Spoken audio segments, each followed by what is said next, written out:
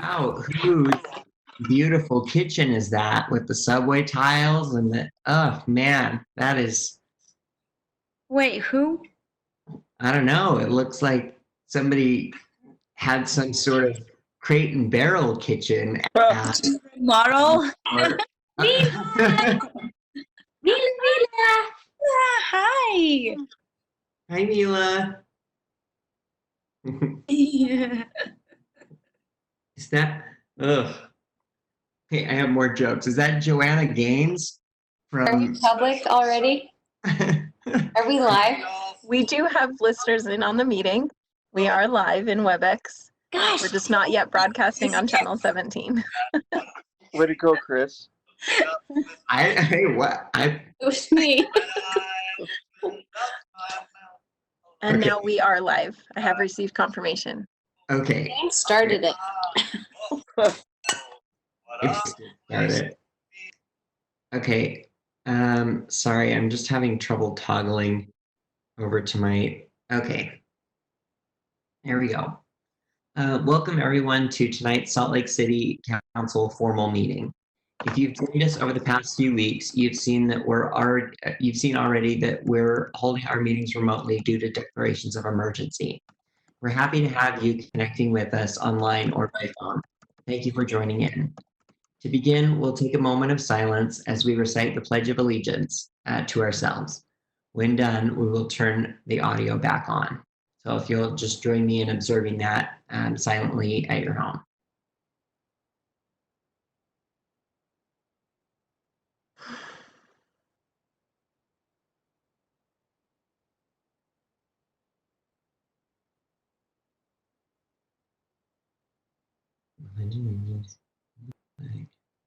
United States of the Republic, which is the nation.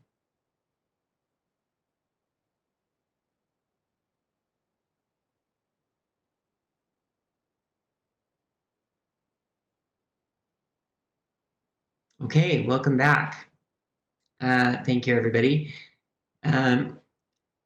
Although we are conducting our meetings electronically, and this is different than our in-person norm, we do still have a few City Council meeting guidelines to make sure people feel comfortable and safe in participating. To help facilitate our comment period, please be respectful. Avoid yelling or making racial slurs, obscene, or defamatory remarks. As we begin tonight's formal meeting, I would like to highlight that in addition to our business as the City Council, we also have business in our role as the local building authority and the redevelopment agency.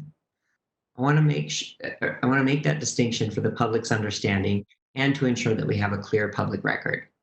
As the city's elected officials, council members don't just serve on the City Council. We also serve as the local building board and the redevelopment agency board. Think of it as the council wearing 3 different hats.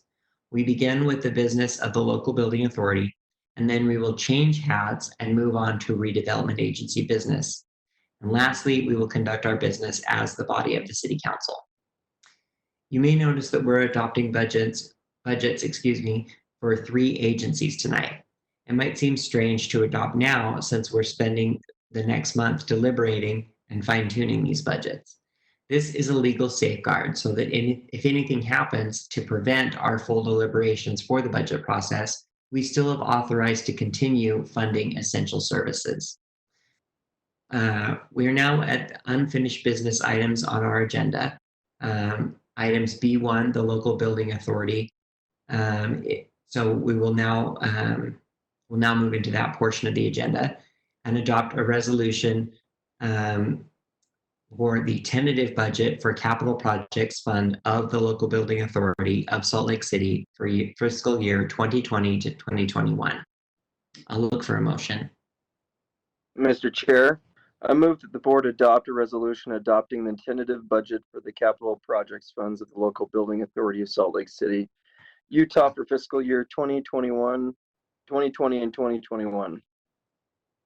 All right, I have a motion from Councilmember Rogers. Is there a second? Second. I have a motion from Councilmember Rogers and a second from Councilmember Fowler. Is there any discussion to this motion? Seeing none, then I will go ahead and roll call this for a vote. Councilmember Rogers? Yes. Councilmember Johnston, Yes. Councilmember Valdemoros, Yes. Councilmember Mono, Yes. Councilmember Dugan, Yes. Councilmember Fowler, Yes. and I'm a yes as well.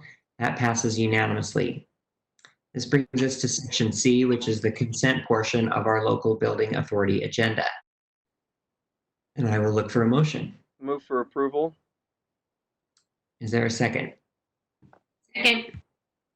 I have a motion from Councilmember Rogers and a second from Councilmember Fowler. Is there any discussion of this motion?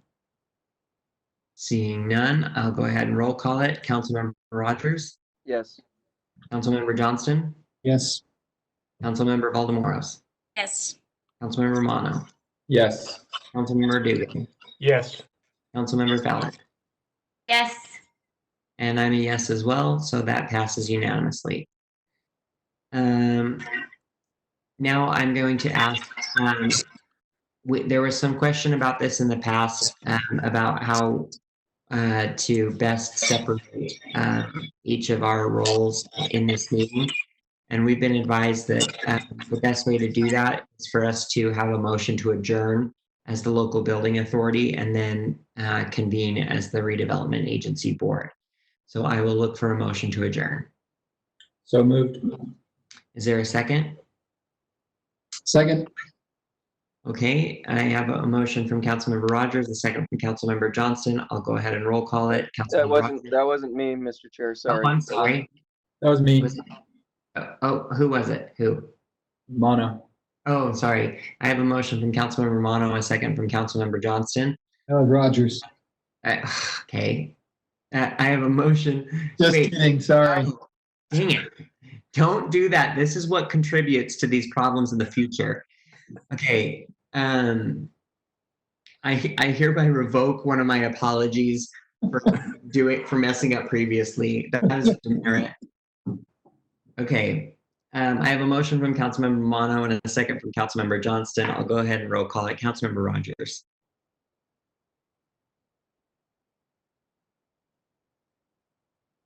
Problem there. Yes.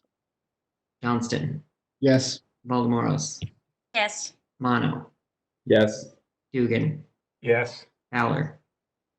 Yes. Fowler. Yes. Did you hear me?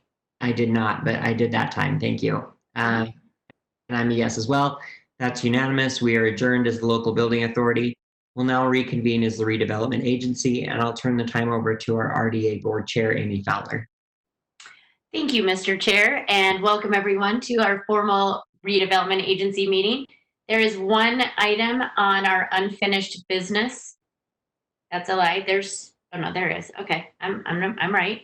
And that is E1. It is a resolution adopting the tentative budget for the redevelopment agency of Salt Lake City for fiscal year 2020-2021. I will look for a motion. Councilmember Fowler, or excuse me, Board Chair Fowler. Yes. I move to approve the budget for fiscal year 2020-2021 for the RDA. Second that. I have a motion by Board Member Wharton, a second by Board Member Valdemoros. And any discussion on this? Okay, here I go.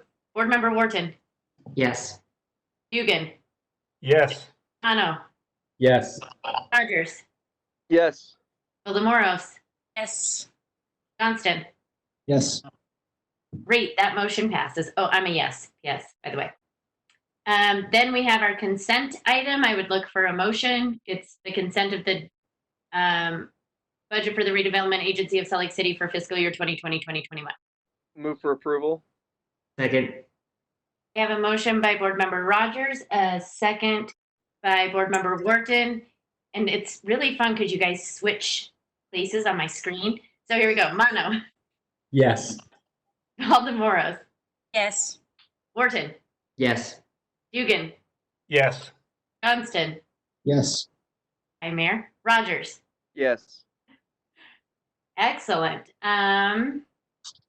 Before I ask for a motion to adjourn, I just want to say that Mayor Mendenhall, Milita is getting so big. I can't wait to see her in person. She hopes you'll share lipstick in a safe and non-viral way, which is one of her favorite things to do with you in the past. So Definitely when we can, I will. we'll bring our own and we'll do it that way. That works. Thank you. Okay, with that, I'll look for a motion to adjourn. Move to adjourn. Second? Anyone? Second. Who was that? Okay, I have a motion by Board Member Wharton, a second by Board Member Dugan. Mana, Yes. the Moros, Yes. Wharton, Yes. Dugan, Yes. Johnston, Yes. Hagan, Mayor, Rogers. Yes. All right, we are adjourned. Thanks, everyone. I will turn it back over to Mr. Chair. Thank you. We're now wearing our hat as the Salt Lake City Council, and we are adjourned for our formal meeting. We are at item H1 for approval of formal City Council meeting minutes of Tuesday, April 14th, 2020. I'll look for a motion. So moved. Is there a second? Second. I have a motion from Councilmember Fowler, a second from Councilmember Johnston. Is there any discussion to this motion? Seeing none, I'll go ahead and roll call it. Councilmember Rogers, Yes. Johnston, Yes. Valdemoros, Yes. Mono, Yes. Dugan, Yes. Fowler, Yes. and I'm a yes as well. And that's unanimous. We'll go ahead and move on to Mayor Mendenhall to present her proposed budget for Salt Lake City, including the library fund for fiscal year 2020-2021. Mayor, the time is yours. Roll video.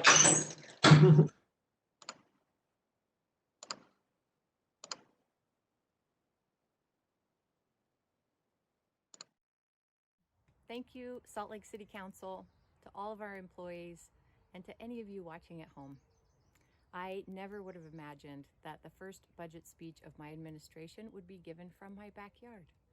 To each of you in your living rooms, at your kitchen table, maybe even in your kids' playroom. But although many things are acutely different today than they were just a few months ago, our city is still full of innovative, caring, collaborative, and really persevering people.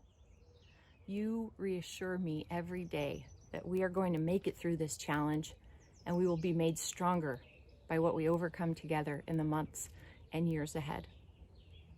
In working with our departments and divisions on this year's budget, we relied on the best available historic information and current economic projections to determine revenue and expenses. Though we had to quickly reshape and reimagine the timing of many initiatives, this budget reflects the three priorities I set out in my 2020 plan: harnessing our growth for the good of all our residents, leading the way on resilience and stewardship, and creating inclusive and equitable opportunities for all. Thanks to a robust economy and good, long-standing fiscal leadership, our city was in a very good place when I came into office. At the start of the last fiscal year, our state as a whole was going on year 10 of an economic expansion, with one of the most diverse economies in the country. Salt Lake City residents continued to benefit from our incredible growth and economic diversity, resulting in a historic budget surplus in the last half of FY 2020. Now, in the midst of swift change that has overwhelmed our world, we are fortunate to be in a position where we will not only endure, but evolve as a stronger community post-pandemic. While I had hoped to announce more exciting and innovative new projects with our budget surplus, this time calls for careful, deliberate planning with an emphasis on retaining our employees, continuity of services for our residents, and support of our communities. To ensure strong outcomes for Salt Lake City, we're taking strategic and conservative steps to protect our finances. To balance this budget, we projected the first 2 quarters of the 2021 budget using 2 guideposts. First, current trends in sales tax related to COVID-19. Second, historic revenue losses during the 2008 economic downturn. The state's COVID-19 Economic Response Task Force, comprising Utah's leading economic development and business leaders, prepared economic phase trajectory information estimating that by early to mid-June, Utah's economy is expected to be out of the urgent high-risk zone. They project that by the start of July, most industries in the state will be in a stabilization phase. And by mid-October, industry will be at the beginning of the full recovery and a new normal of risk. Based on this projection, we do not expect by the start of FY 2021 on July 1st that first quarter revenues will be equivalent to FY 20's. But by mid-second quarter and into the rest of the year, we anticipate seeing those revenues start to normalize and even return to increasing year over year. Our second guidepost is historic revenue loss during economic downturn, specifically 2008. Our third and fourth quarter projections were based on FY 2021 budgets pre-COVID, and we've asked that the City Council be willing to consider a significant mid-year budget amendment should we need to recalibrate at that time. In total, we're proposing a flat budget overall this year. We will maintain many of the current position vacancies through January. By being conservative, we are confident that we will be able to retain our city employees and maintain a 15% fund balance, up significantly from previous years. Our employees are our greatest asset. It's their work, 365 days a year, that most supports the day-to-day lives of our residents. In the face of this crisis, I couldn't be more proud of the people serving Salt Lake City. In an instant, our city team was called upon to stop doing things the way we know how to do them and to evolve their roles in a myriad of ways in order to keep themselves and the community safe. I'm so grateful that even in the face of very different revenue projections for the coming year, our city is in a position to maintain our employees without cutting salaries or benefits. As we continue to manage the risk of COVID-19 for the foreseeable future, our teams are learning and adapting their operations, and I have little doubt that these adaptations will make us more efficient and ready to respond, not just to future crises, but to the future itself. Our police department, fire department, and 911 have all been at the front line of this pandemic crisis and the string of earthquakes. Police and fire have modified their response models to protect themselves and the people they come in contact with, and 911 has changed their protocols for individuals with flu-like symptoms to ensure safer in-person responses by our teams. Our emergency management team has stepped up in ways really too numerous to recount, from coordinating with our county and state partners through not one, but 2 emergencies, to the logistics for collecting over 2,000 cloth mask donations from the public so far. Planning for adequate supplies for personal protective equipment for our emergency responders now and into the future is a critical priority, and we will not be caught unprepared, thanks to them. As COVID-19 made its way into the state, our waste and recycling team took immediate steps behind the scenes to ensure uninterrupted pickups without compromising safety or service. And even through a major earthquake, they kept 100% service consistency for our residents, and the team has stayed healthy as well. Clean drinking water continues to make its way to more than 360,000 people, thanks to the work of operators staffing our water treatment plants around the clock. And our water reclamation facility is participating with the University of Utah and Brigham Young University in testing for evidence of COVID-19 and other pathogens in the wastewater stream. Our city's IT staff took quick action to put the pieces in place for hundreds of city employees to work at home. And our finance team helped departments coordinate telecommuting agreements, develop modified work schedules, and processed payroll remotely, a first for this team. Similarly, behind the scenes, but just as critical, are our human resources and our legal teams, which stepped up to draft emergency proclamations and orders, determine new employee benefit and leave structures, parse through the fine print of federal guidance, and provide a steadying hand to all departments as we navigate this uncharted territory. In homes throughout our city and beyond, employees of Salt Lake City are answering their phones, processing permits, dreaming up new projects to open our city streets for recreation and beyond. Our city's departments and divisions are also working to alleviate some of the hardships faced by our residents and businesses during this time. The Department of Economic Development made quick work of developing a business impact survey that helped inform the creation of the Salt Lake City Emergency Loan Program, a $1 million fund for immediate relief for small and locally owned businesses in Salt Lake City. The department also helped coordinate alongside the Downtown Alliance and the Utah Restaurant Association on Tip Your Server, a grant program started by the generosity of Salt Lake City resident, business owner, and actor Ty Burrell and his wife, Holly Burrell. Thank you. To help its tenants and borrowers, the RDA issued rent waivers and extended a 90-day deferment of loan payments. Public utilities made the decision not to raise water, stormwater, or street lighting rates for the fiscal year. Our sustainability team initiated discussions with agencies around the state, city, and nonprofits to assess food access issues, particularly as more residents are facing reduced income from job loss, reduced work, or illness. They provided insight into gaps in the food delivery system and are now coordinating with my office and the community to implement solutions. In the coming year, this team will continue its vital work toward making sure every resident has access to healthy and affordable food. Our Youth and Family Services Division quickly operationalized staff and locations for 2 child care facilities to serve the children of critical healthcare workers.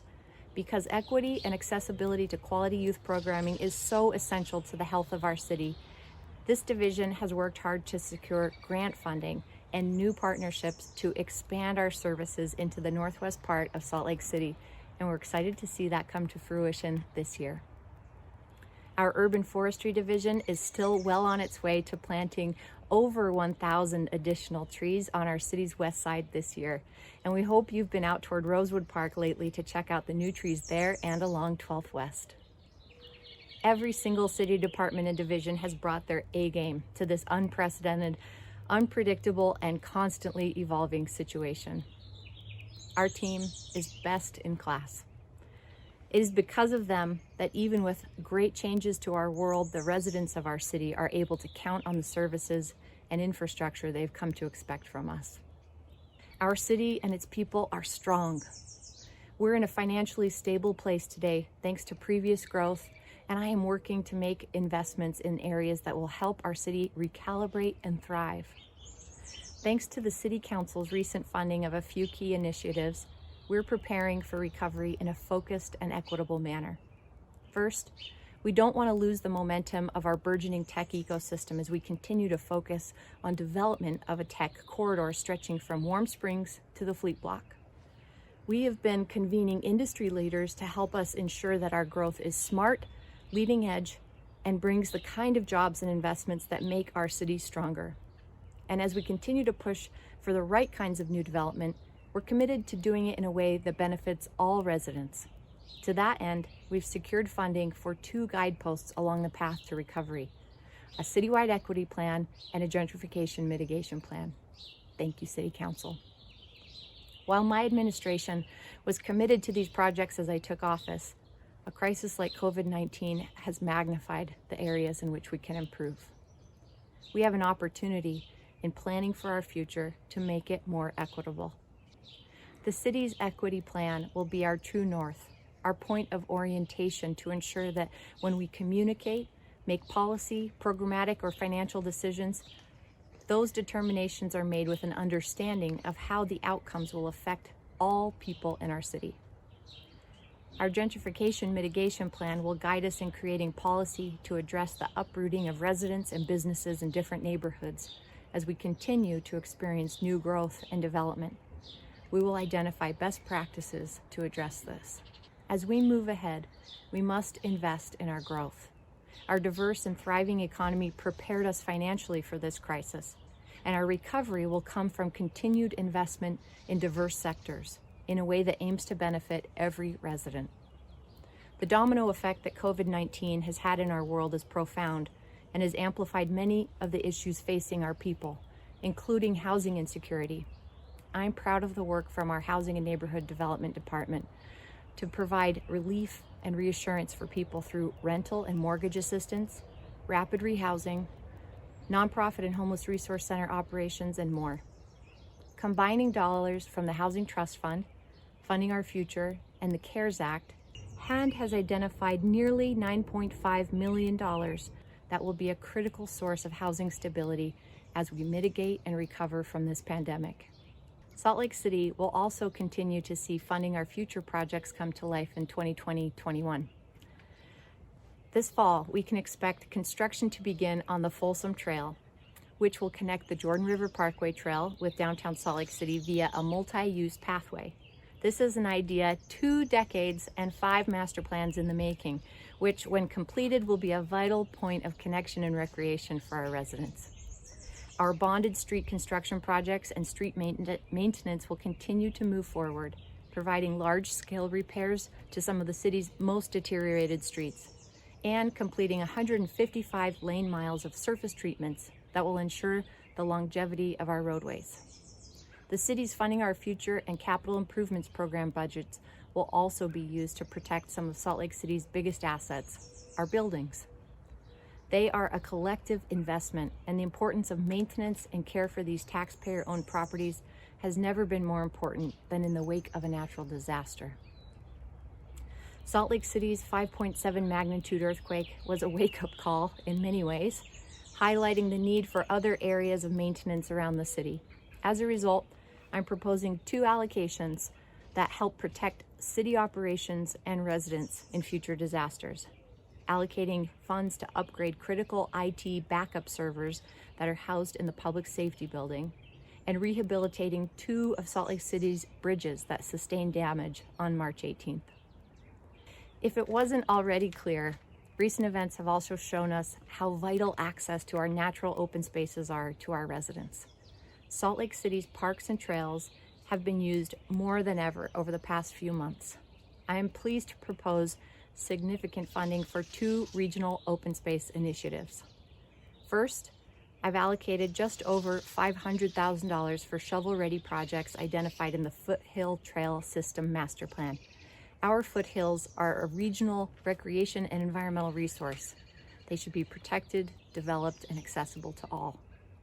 Second, the city's recent acquisition of Allen Park, an environmentally and historically unique riparian pocket, calls for a robust stakeholder planning process to imagine its future as a destination art park for all our residents to enjoy.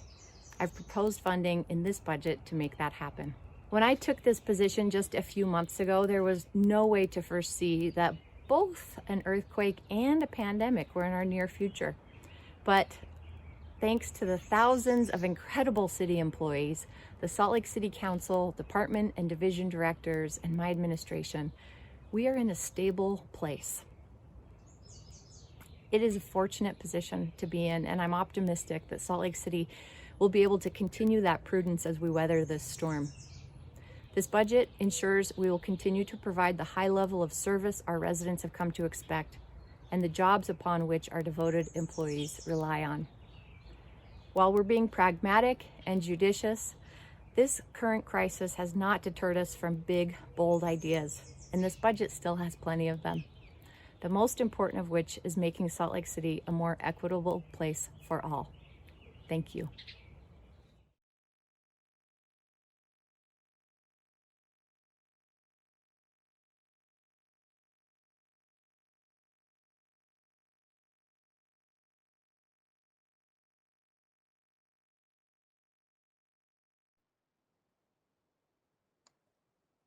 Thank you. Thank you very much, Mayor. We appreciate that, and I appreciate you being able to prepare that in video format, since we normally would be able to have you present to us and to the full council in our formal meeting. So thank you. It was nice change and use of the circumstances. So council members will now move on to our public hearings. We're at that portion of our agenda. As I mentioned earlier, the standard order of the formal meeting agenda is adjusted to accommodate the electronic meetings. Sections I and J of our agenda include general comments to the public and public hearing items as well. We will hear them as one item. Again, even though we have several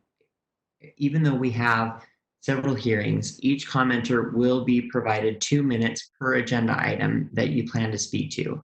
If you have more comments on the hearing items tonight, please feel free to mail the Salt Lake City Council at P.O. Box 145-476, Salt Lake City, Utah 84114-5476. Email us at council.comments@slcgov.com or call us at 801-535-7654. All of these comments that we've received so far on any topic have been provided to the council members ahead of time. And any comments that we receive today during the hearing will be posted on the City Council website for comments and included as part of the public record. I want to take a minute to explain our electronic process. Our meeting host will identify the callers in the order that they arrive in WebEx. She will state the name of the first person to comment, followed by the next commenter who can speak, and then the person after can prepare to speak. When the meeting host unmutes your line and lets you know it's your turn, please state your name, indicate the topic that you're speaking on, and the 2-minute timer will begin. At the 2-minute mark, your microphone will be muted.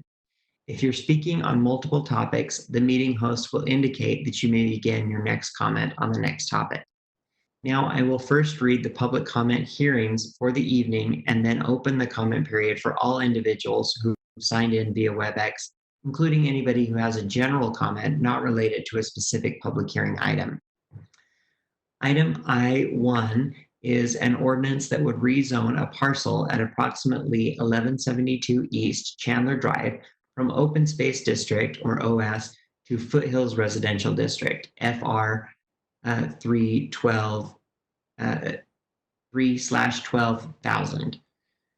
Item I-12 is an ordinance that would rezone property at 2064 North and 2066 North, 2200 West from AG2 Agricultural to M1 Light Manufacturing. Item I-3 is an ordinance that would close a city-owned alley located at approximately 1040 South Washington Street. Item I-4 is an ordinance that would amend the Central Community Master Plan Future Land Use Map and the zoning map pertaining to a property at 1430 South, 400 East. Item I-5 is an ordinance that would amend the zoning map pertaining to 3 parcels of property located at 347, 353, and 359 North, 700 West to rezone the parcels from SR1 Special Development Pattern Residential to RMF 35 Moderate Density Multifamily Residential. Item I-6 is an ordinance that would amend the zoning map for the property at 480 East 6th Avenue from Special Development Pattern Residential District, or SR1A, to Small Neighborhood Business District, SNB. Items I-7 and I-8 are both grant applications that will be heard as one hearing, and they are as follows. A grant request from the Salt Lake City Police Department that would fund enforcement and education for overtime shifts for distracted driving prevention programs. And the second is a grant application request from Salt Lake City from Salt Lake City Police Department that would fund crosswalk enforcement and education overtime, as well as a youth bicycle rodeo overtime. Cindy Lou, will you please let me know who our first commenter is? Thank you, Council Chair. Your first commenter is David Hauser, followed by Benjamin Peterson. Okay, thank you. David, if you'll go ahead and introduce yourself and tell us the topic you're speaking on.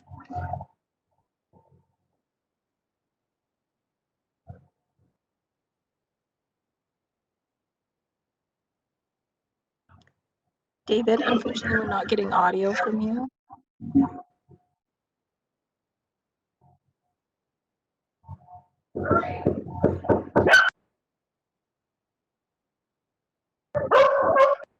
I spoke with David just a little bit ago, so let me troubleshoot with him on chat. So we'll go to Benjamin Peterson. And Council Chair, Benjamin Peterson does have 2 callers on his line. So Okay. we'll do the 2 minutes for Benjamin Peterson, followed by 2 minutes with Ryan Wackerly. So I'll unmute your microphone, Benjamin. Hello, my name's Benjamin Peterson. I've lived at 372 Cleveland Avenue for just under 15 years, and I've seen this neighborhood go from kind of an up-and-coming neighborhood to a really nice, cozy neighborhood full of close-knit neighbors and people that, truly care about preserving the quality of this neighborhood. And just some of my concerns are, the Cleveland Court is going to be essentially on a half street, which is Cleveland Avenue, which it already has mostly street parking, which, adding 5 to 7 additional single-family dwellings, even though they have garage spaces, where their guests going to park, there are a lot of, concerns with, adding additional traffic to an overburdened thoroughfare. And, just the fact that it just kind of, it really kind of disrupts the flow of this neighborhood. And the other concern that we had, my partner and I, was the inward-facing design of the Cleveland Court, having the front entrance to the dwellings be an inward-facing. It just seems very exclusionary to the rest of the neighborhood. It doesn't really, it doesn't really flow with the rest of the neighborhood to have that. So our concern is that this kind of disrupts the integrity of this neighborhood to have a housing structure of this size in such a really compact area. And the argument was made at the last meeting that, we are addressing in our city a housing crisis. I truly don't see how adding a 7-unit dwelling on a half street addresses the housing crisis in our city at all. Thank you, Benjamin. That is your time. Thank you. Really quickly, Ryan Wackerly has stepped out. He will be unable to. Okay. But David Hauser is able to speak. If you would Thank circle back to him, that would be wonderful. Thank you for Thank your you. time. Thank you. Council Chair, would you like to check with David Hauser next? Just to circle back. Sure, yeah, that's fine. David, are you available for comment? Yes, I am. Sorry, I had to step out. That's all right. Okay, we'll go ahead and start your time. Hey, my name is David Hauser. Thank you for letting me give my views on Cleveland Court. I live at 372 East Cleveland Avenue, directly across the street from the proposed complex. For my house, multi-unit buildings, there are no multi-unit buildings that you can see, except one small duplex built in 1928 across the street. 2 years ago, there was one single-family house on that property. In my opinion, this project is solely for profit. The people building it do not live in the area, so they have no reason to be concerned with the future of the project. They want to come in, build a complex with as many units as they can, sell them, take the profit, and move on to their next project. We that live in this neighborhood have a very different vision for the property. We would like development like that, like what is in the immediate area, single-family homes. There are many children and a lot of traffic already, and the safety of the area will suffer with a large multi-unit complex. In addition, there is no direct access to businesses or public transportation. It takes 2 buses and at least 30 minutes to reach a track station. I had a roommate that used to use public transportation, and he'd have to leave for work an hour to an hour and a half before his shift, depending on the day of the week and the schedule. The investors want to bypass setbacks, easements, the number of allowed units, and more to maximize their profit regardless of the impact on the community. I know many more people in the area feel this way because we talk about it all the time. I think we need to try and make the community the best it can be. have it look appropriate for the area, as a consideration of existing property owners and the regulations in the area, and with the safety a priority. What I have to say.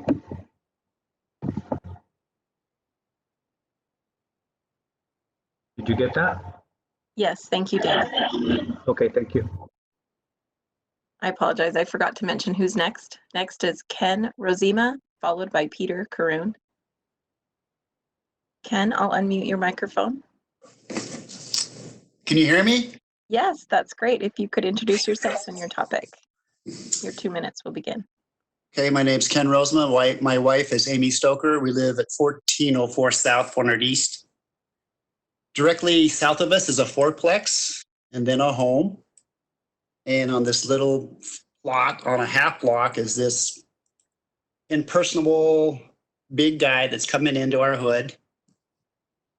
And we as a neighborhood all feel the same way, right? We live here, we walk the dogs here, we know what's going on here, we notice things, and we know who we're against. We know who we were against. We're going to Peter, who's got a voice, who's respected, who's well known, who's probably got pressure on you guys because it's Peter Karoon. We would ask that you at least stick with the original zoning. 5 units. I think it's been zoned twice now. And also, contention is a Liberty Park meeting 6 months ago, a year ago, where many of us in this neighborhood were never even notified about this meeting at Liberty Wales meeting about this project. That's contentious with us. There's going to be voices after me who are architects and men in construction who know what they're talking about. I ask you to listen to them and listen to their voice because they have a point of view that's David, not Goliath, right? We as a neighborhood are the Davids. So you opened up this meeting with a silent Pledge of Allegiance. Pledge of Allegiance. Liberty and justice. As a neighborhood, we're all together on the justice of we don't feel like this project fits our neighborhood. Please hear the voice of David, because we're going up against a developer and we know that. Thank you.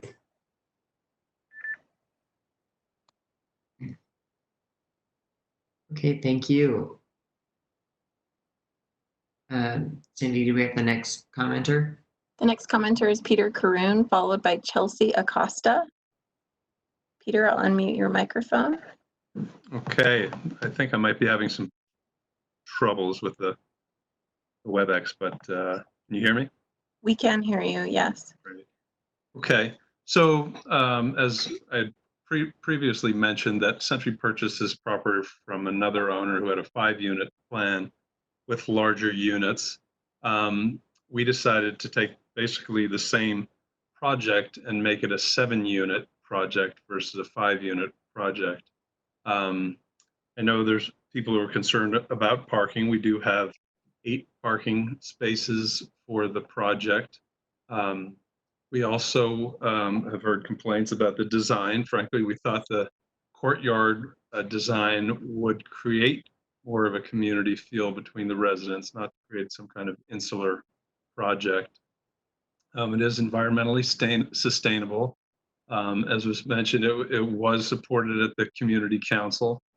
The current zoning allows a 35-foot or 3-story building. Ours is a 2-story building. It also, we've also heard complaints about density, but within 3 blocks of this project, there's 44 properties with 4 or more units and 10 properties with 8 or more units. The goal is to build a nice looking project. This project, if it's under the form-based zoning, has design restrictions, which we think will make it a nicer looking project. Again, and it will also be built as condos. So we are trying to build a nicer looking project for the condominiums versus traditional multifamily rental properties. That's really all we have to say. We believe it's a nice project. It'll be a nice addition to the neighborhood. I know people don't like growth, but under the current zoning, we can build basically a very similar project, which won't be as nice looking and won't be as affordable as what we are proposing. Time.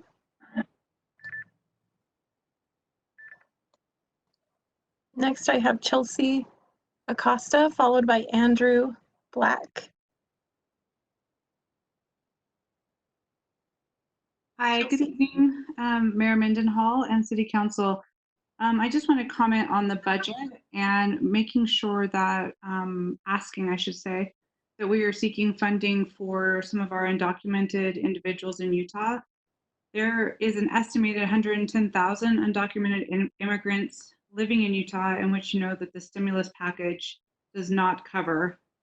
We believe that there's over 70,000 citizens in Utah that have at least one undocumented person in their household, and at least 55,516 children are affected by this. So pushing forward, I've been doing a lot of work in the community on the west side, and a lot of the fundraising that we're doing is to help cover undocumented families that have been targeted with COVID, either between lack of access to financial support, food, healthcare.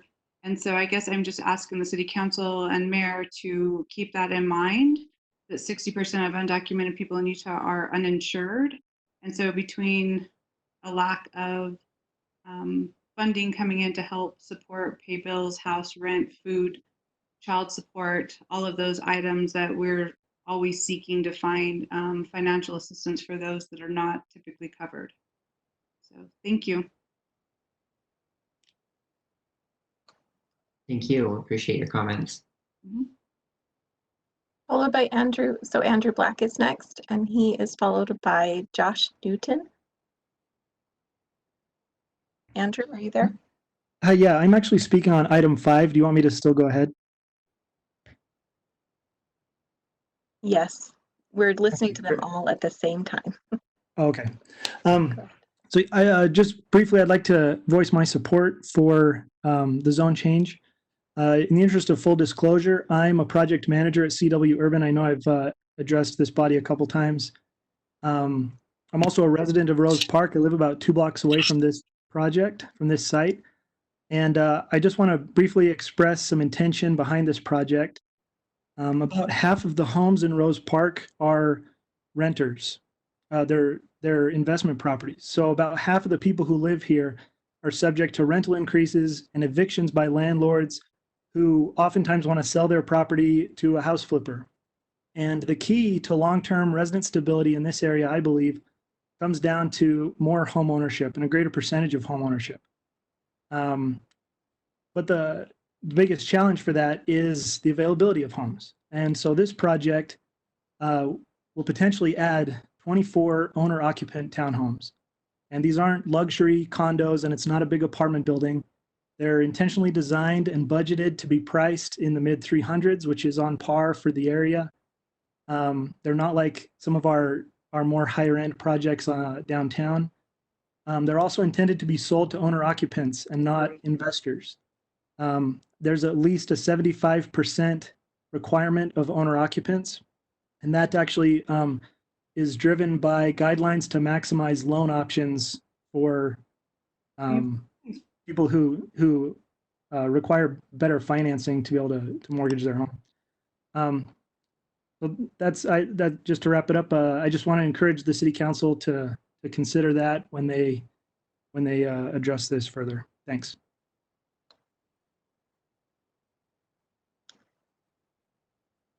Council Chair Andrew Black is followed by Josh Newton. Thank you.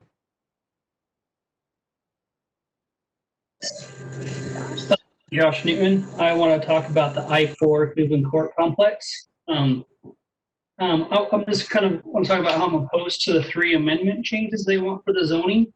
I also feel the same as that we missed a critical step in the community of not being notified about the Liberty Wells Council meeting. I've lived in this area for 10 years, and I've known about this law changing hands for developers, and I was not aware of that process at the Liberty Wells. So, I feel like that's where people's voice could really be heard at the local level.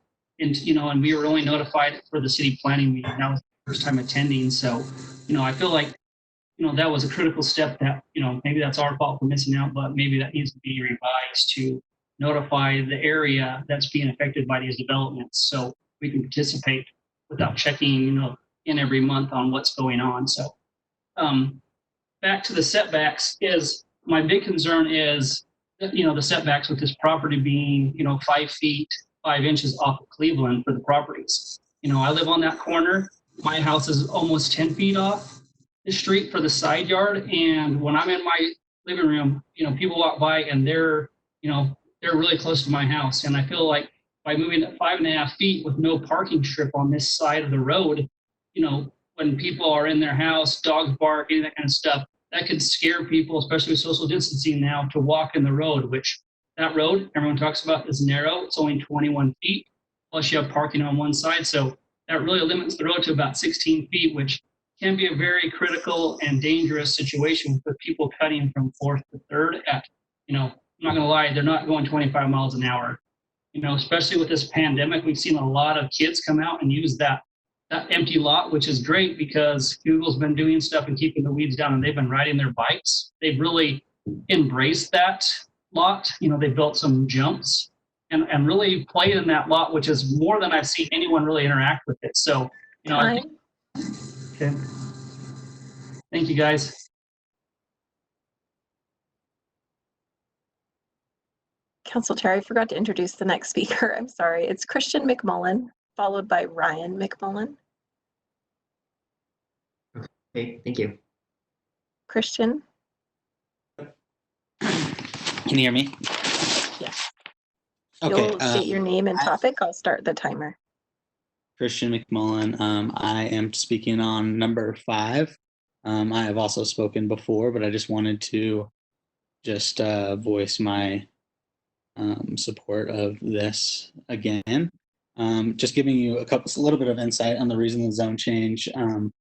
When we decided to do development on this project, we looked at the current zoning and we felt it was a little out of date, given that the master plan was for medium density, and this was for some single family homes. And given the economic climate we are in today, new construction single family homes are just very expensive, and that would not fit in with the neighborhood, especially being on the I-15 corridor. So when we decided to do a zone change, we consulted numerous people within the city, planning, Councilmember Johnston, to see kind of what they would like to see, and we came up with this RMF 35 based on those conversations. Mainly because the property to the south and the property to the west are both that same zoning, and there's multifamily on both of those. So we didn't think it was going to be completely out of bounds. And then on economics, for reference sake, I pulled up the 84116 zip code median home prices within this square footage range, and the average in Q1 was 344,000 sales price. And ours will be, like Andrew was saying, in the mid 300s. So we're not trying to sell to people that aren't already buying in Rose Park. We're just trying to add more inventory to the people that are already paying these type of prices. And that's kind of all I have.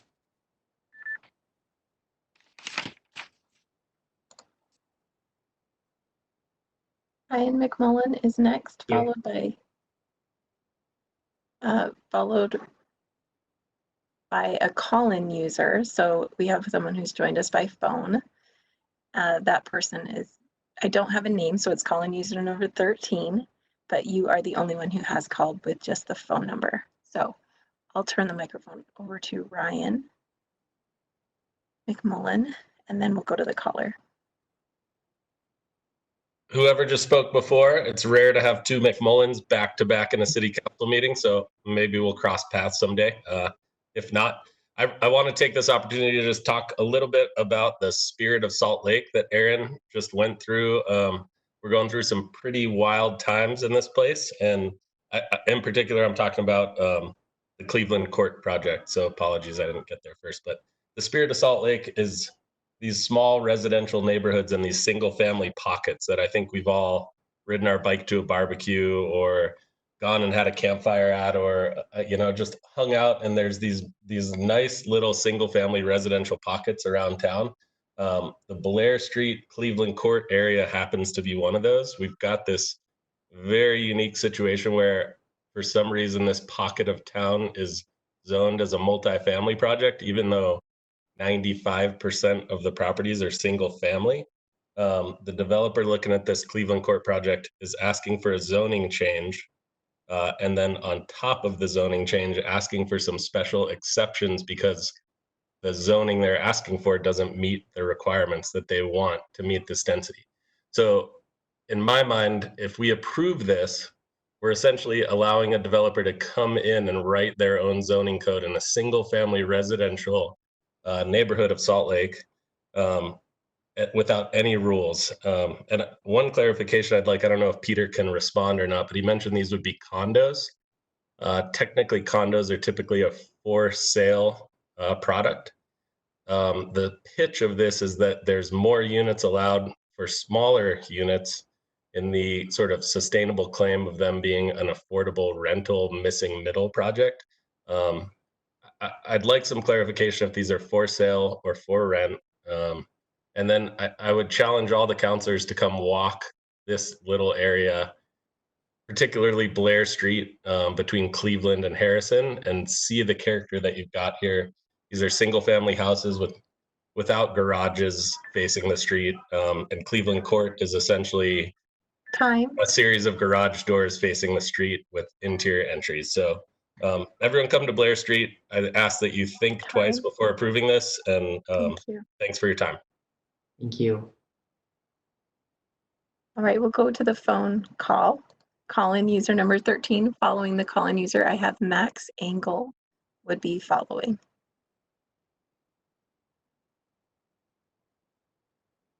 Max, it would be you. Actually, our call-in user just disconnected. So Max, you are next. Are you there? Yep, can you hear me? Yes, we can hear you. I just wanted to comment on the project at 480 East 6th Avenue. I've been a longtime Avenues resident. I lived here in the Avenues for over 20 years. One of the things we've really enjoyed the last number of years have been some of the newer properties that have been coming in, the small businesses, the Avenues proper, Hatch Family Chocolates, the barbershop on 6th Avenue, Cucina Restaurant. And so I wanted to say that I support the rezoning of the property of 480 East 6th Avenue. Look forward to it being rehabilitated. Right now it's been a bit of a mess, a blight in the neighborhood for the last 6-7 years. And I'm looking forward to it being updated and restored, and looking forward to see what kind of new property and new business we can get in there. And that's it for my time. Thank you. Council Chair, those are the commenters that we've had express interest in speaking tonight. Okay, thank you.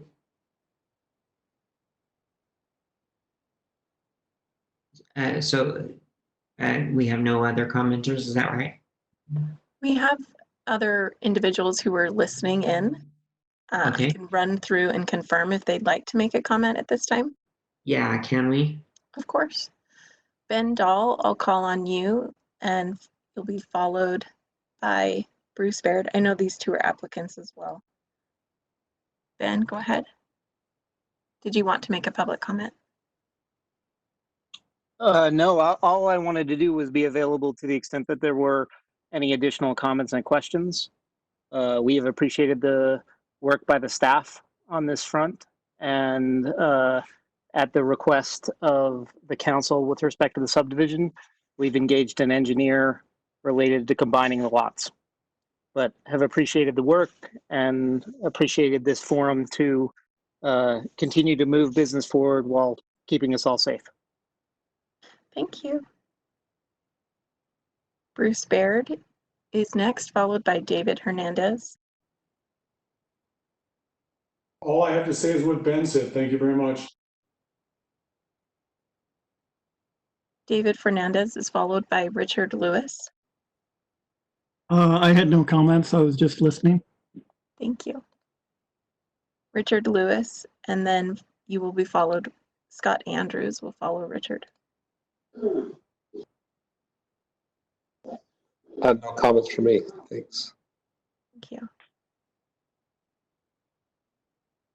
Scott Andrews, and then Paul Corrigan. I didn't really have any comments to make about the hearings I listened to tonight. However, there was one open question posed by one of the commentators about how smaller properties would contribute to housing. I'd encourage that person to think about the multiplier effect of smaller developments in the aggregate. If you can develop 500 to 1,000 different lots that are not optimized for maximum usage of space, and they can put 7 units each, that addresses a large portion of the gap in housing that's demanded over the next series of years. And that's why addressing the utilization of these open spaces is so critical. That's it. Next is Paul Corrigan, followed by Eric Miller. And hi, this is Paul Corrigan. I live at 1395 South, 400 East. And I'm speaking in opposition to the proposed changes for the Cleveland Court development. I feel like the setbacks are a really critical issue. We heard a little bit about them already, but I think for non-motorized users, those setbacks are a critical safety feature, and that certainly includes children walking to school in the neighborhood. Thank you. That's my entire comment. Eric Miller, followed by Rhett Evans. Hello, my name's Eric Miller, and I live at 1398 South and 4th East, and I'm speaking about the Cleveland Court development. And I just want to respond to a few of the comments made by Mr. Karoon. First of all, parking 8 spaces for 7 units, that's a joke with the considerations of the area. There needs to be at least 2 spots for off-street parking. The courtyard design only invites the residents in. The public isn't going to go in. The people walking by won't interact with the people because they're in this skinny little courtyard. I also want to comment that all of the people I've talked to were not invited to the Liberty Wells council meeting. None of us were involved in the original comment period about this development. Adding 2 units to this property from 5 to 7 to mitigate the problems of lack of apartments, which these probably are not, is a joke. They're building hundreds of large units elsewhere. We don't need that here. It just overtaxes the sewer system, as you were. You know, instead of 2 or 3 or 5 units, you've got 7. He also commented that we don't like growth. Well, we don't like bad growth. We like responsible growth. It should be less. Talks about sustainability. This is not sustainable. Sustainable is like I wrote in my comments earlier. You can read those. This is not sustainable. It would be a much better use of this property to let the kids ride their bikes, have a community garden, a micro park, or 4 units would be nice. 5 may be agreeable. The rest is a joke. Time. Council Chair, that is all of the commenters. I received feedback from the final individual who did not wish to speak. Okay, great. Well, thank you. Thank you, everyone who made a comment to us tonight. And those comments will be made part of the public record. We will now go through and address each one of the items that were just commented on with the motion. So I will look for item I1, which is an ordinance that would rezone a parcel at approximately 1172 East Chandler Drive from open space or OS to Foothills Residential District FR 3/12,000.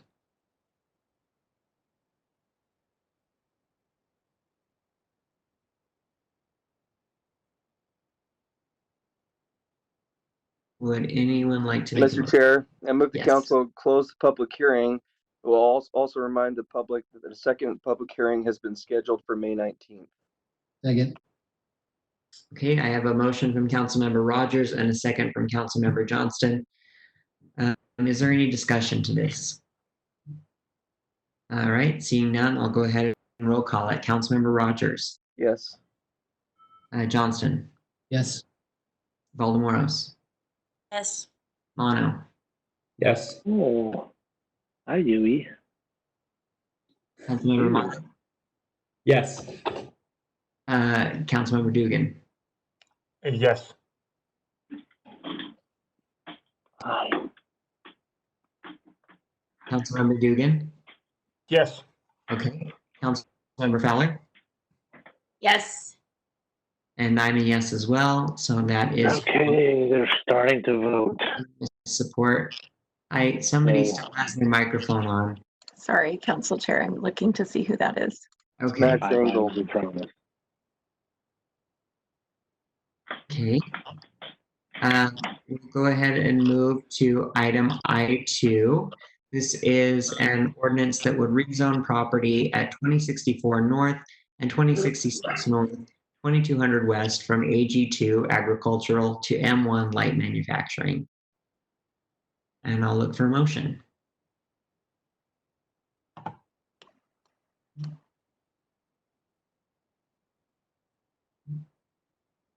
Mr. Chair, Yes. I move that the council close the public hearing and adopt an ordinance rezoning the property located at 2064 and 2066 North, 2200 West to M1. Second. Thank you. I have a motion from Councilmember Rogers, a second from Councilmember Dugan. Is there any discussion to this item? Seeing none, we'll go ahead and roll call it. Councilmember Rogers. Yes. And Councilmember Johnson. Yes. Councilmember Valdemoros. Yes. Councilmember Mono. Yes. Councilmember Fowler. Yes. And Councilmember Dugan. Sorry, I called you out of order. Yes. Yes. Okay, and I'm a yes as well. That will pass unanimously. We'll go ahead and move on to item I3.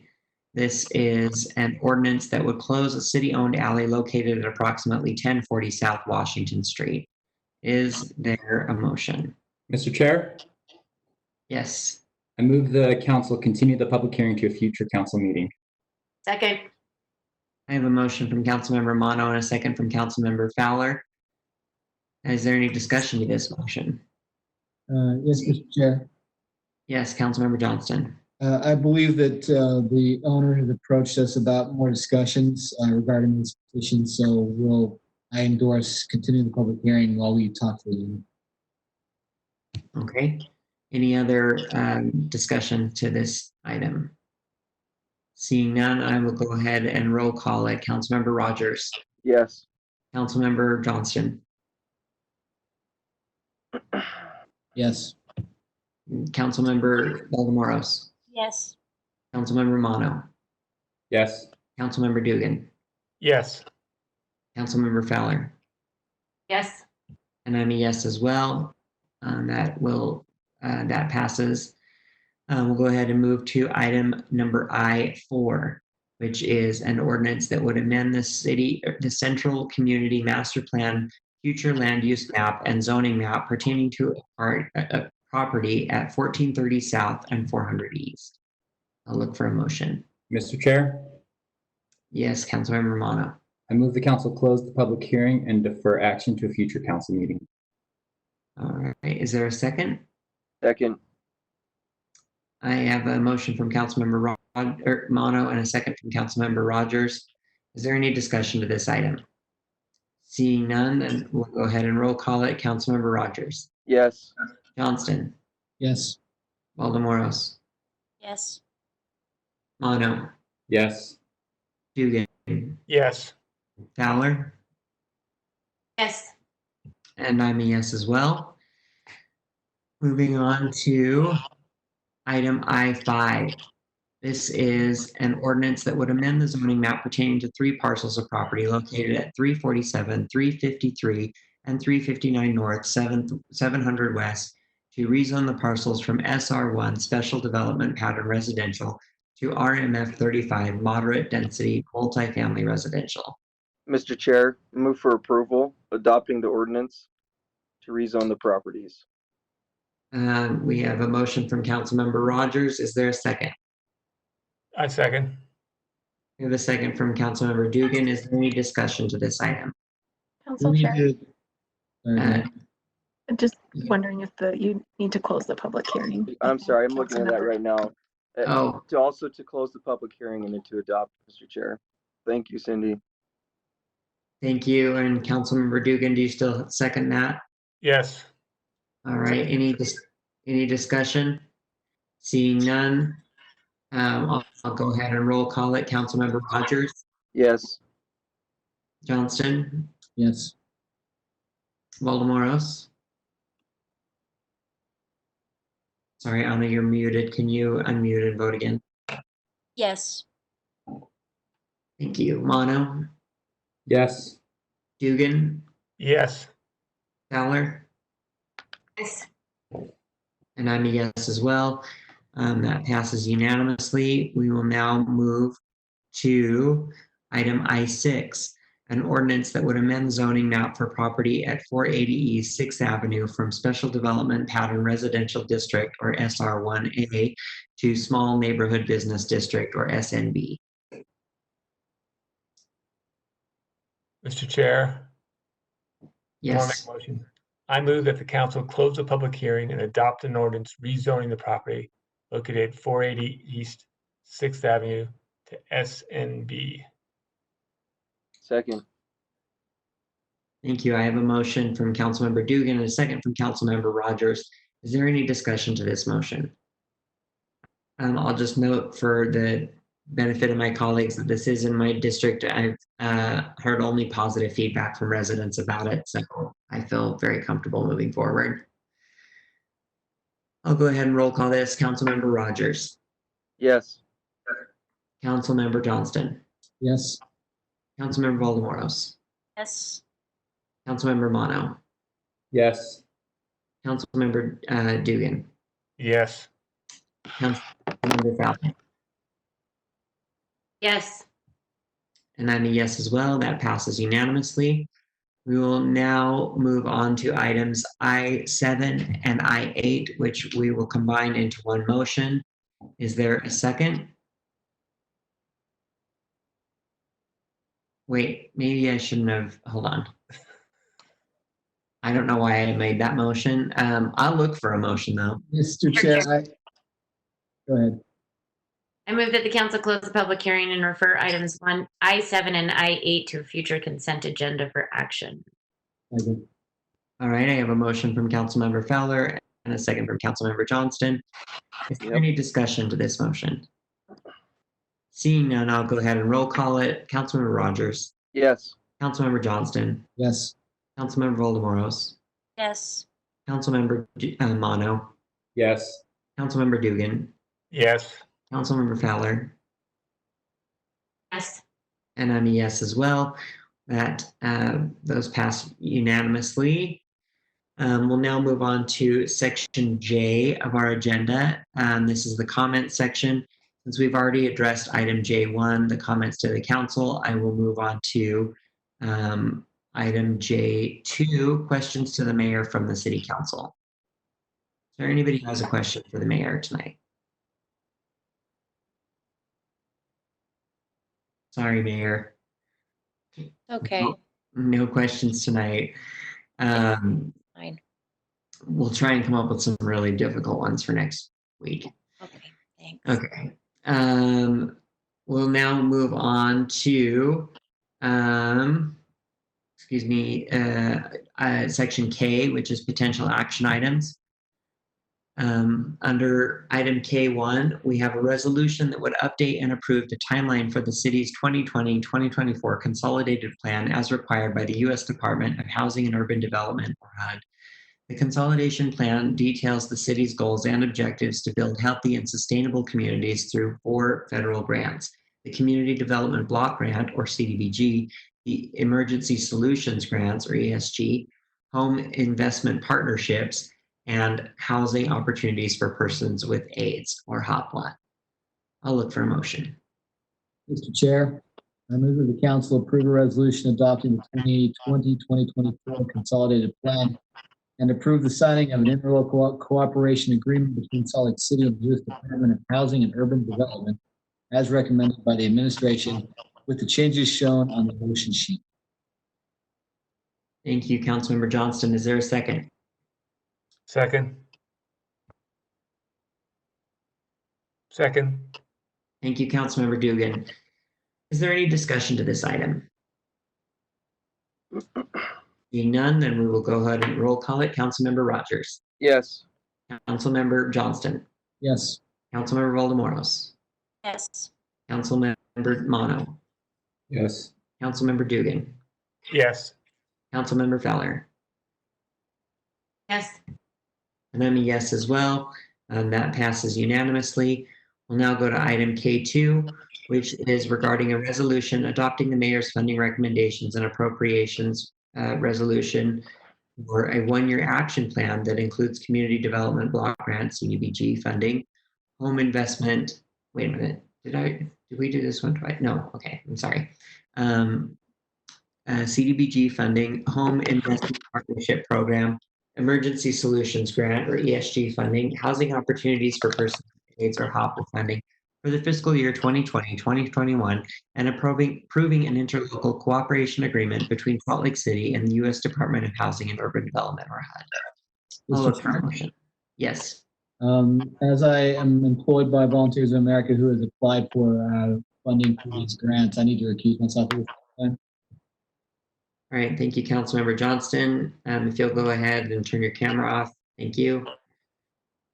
Council members, I'll look for a motion. Mr. Chair? Yes, Councilmember Mono. Yes, I move that the council approve an appropriations resolution adopting the 1-year action plan for fiscal year 2020 through 2021 attached to the motion sheet as Exhibit A and allocate CDBG, ESG, home, and HOPWA funds, except for CDBG Public Services number 31 and ESG Part 1, number 67. Okay, is there Second. Sorry, Councilmember Rogers, was that you? Yep. Okay. I have a motion from Councilmember Mono and a second from Councilmember Rogers. Is there any discussion to this item? Seeing none, I'll go ahead and roll call it. Councilmember Rogers. Yes. Johnston. Oh, I'm sorry, recused. Councilmember Moros. Yes. Councilmember Mono. Yes. Councilmember Dugan. Yes. Councilmember Fowler. Yes. And I'm a yes as well. That passes unanimously. Councilmember Johnston, if you're listening, you can rejoin us. Somebody needs to text him, I think. Mr. Chair, I think he still has his yes, Ben Ludke, council staff. Councilmember Johnston cannot yet return. Oh. He did not need to recuse himself for motion 1. He needed to recuse himself from motion 2. Motion 2 approves the 3 applications that go to the Volunteers of America. Since he has already recused himself, it is fine that the council approved motion 1, but the council still needs to approve motion 2. I'm sorry, I have that we just approved K2. There's two motions. Ben, is that correct? We need to approve both. That is correct. Okay. Motion 1 approves all funding, but for the Volunteers of America applications. Motion 2 only approves the Volunteers of America application. Oh, I see. Okay, well, great. Then I'll go ahead and look for a second motion for item K2. Mr. Chair, Yeah. I move that the council approve an appropriations resolution allocating fiscal year 2020-2021 funding for Volunteers of America applications, CDBG Public Services number 31 and ESG Part 1 number 6 and 7. Second. I have a motion from Councilmember Fowler and a second from Councilmember Rogers. Is there a second? Is there a discussion? Seeing none, I will roll call that. Councilmember Rogers. Yes. And Councilmember Johnson has recused himself. Councilmember Valdemoros. Yes. Councilmember Mano. Yes. Councilmember Dugan. Yes. Councilmember Fowler. Yes. And I mean yes as well. That passes unanimously. Can somebody let Councilmember Johnston know that he can rejoin the meeting? I have done so. Okay, thank you. We'll go ahead and move on to item L of our agenda, which is new business. Item L1 is a legislative action requesting the administration to review and make recommendations for amendments pertaining to the regulation of billboards through the city's billboard bank and land use administrative appeal process. I'll look for a motion. Mr. Chair, I move the City Council adopt a legislative action requesting the administration review and make recommendations for amendments pertaining to the regulation of billboards through the city's billboard bank and land use administrative appeal process. Thank you, Councilmember. Is there a second? Second. I have a motion from Councilmember Johnston and a second from Councilmember Dugan. Is there any discussion of this item? Seeing none, I'll go ahead and roll call it. Councilmember Rogers. Yes. Councilmember Johnston. Yes. Say again. Yes. Councilmember Valdemoros. Yes. Councilmember Mono. Yes. Councilmember Dugan. Yes. Councilmember Fowler. Yes. And I'm a yes as well. That passes unanimously. We'll now move on to item L2, a resolution that would extend the mayor's March 10th proclamation declaring a local emergency related to COVID-19. I'll look for a motion. Mr. Chair, I move that the council adopt a resolution extending a proclamation declaring a local emergency related to the COVID-19 coronavirus pandemic. Second. Thank you. I have a motion from Councilmember Fowler and a second from Councilmember Johnston. Is there any discussion to this item? Seeing none, then we'll go ahead and do a roll call vote. Councilmember Rogers. Sorry. Is there a date on this or is it just extension? I believe it's June 6th, Mr. Chair. Yes, yes, June 6th. So. Yes. Any further discussion? Seeing none, I'll go ahead and do a roll call vote. Councilmember Rogers. Yes. Johnston. Yes. Valdemoros. Yes. Mono. Yes. Dugan. Yes. Fowler. Yes. And I'm a yes as well. That passes unanimously. We'll move on to agenda item L3, which is a resolution confirming the appointment of James Rogers to the Utah Inland Port Authority Board. I'll look for a motion.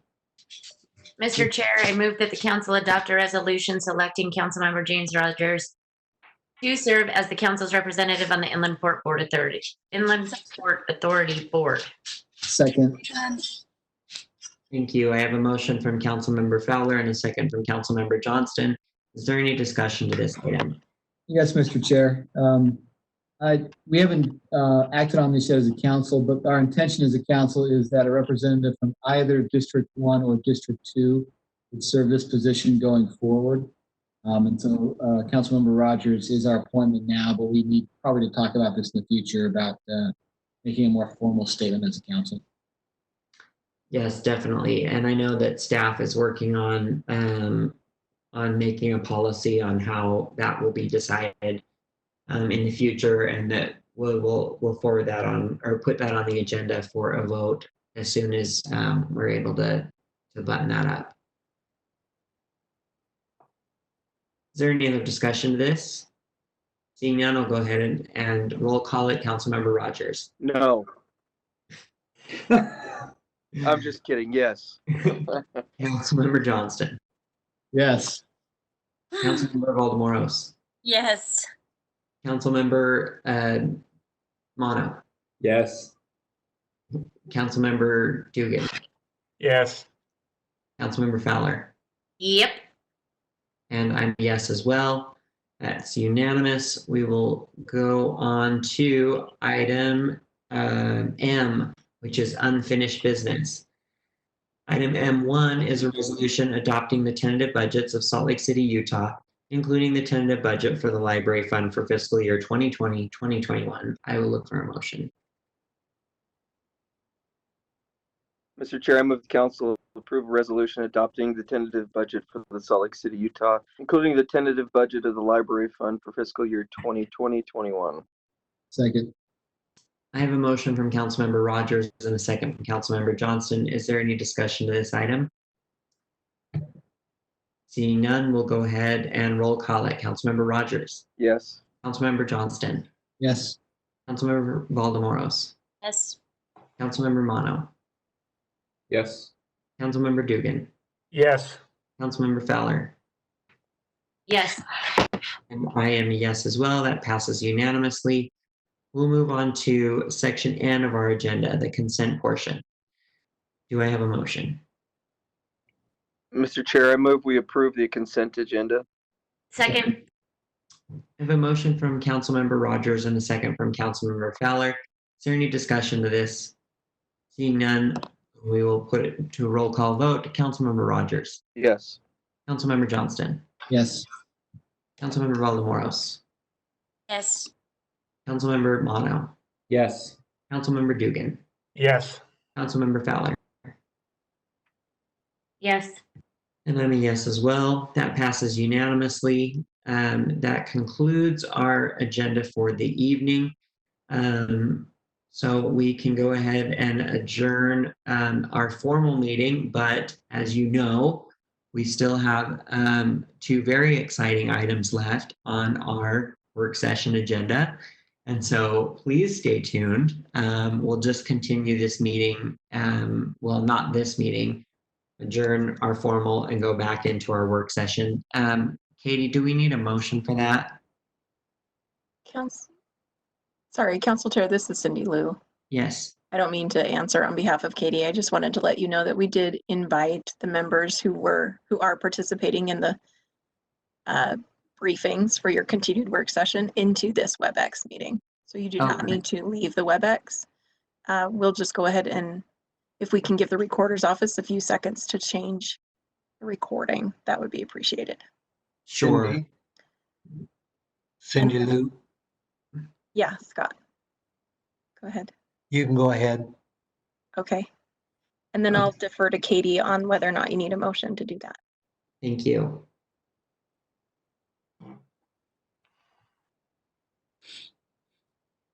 Katie or somebody from the city attorney's office, do we need to have a motion to end our formal meeting and go back into work session, or can we just proceed? It looks like Katie's connection may be having she may be having some internet issues, but I would imagine you do need to make a motion. Okay, let's. Maybe she's connecting right now. Does somebody want to move to adjourn? Mr. Chair, I move to adjourn the formal meeting. Thank you. Is there a second? Second.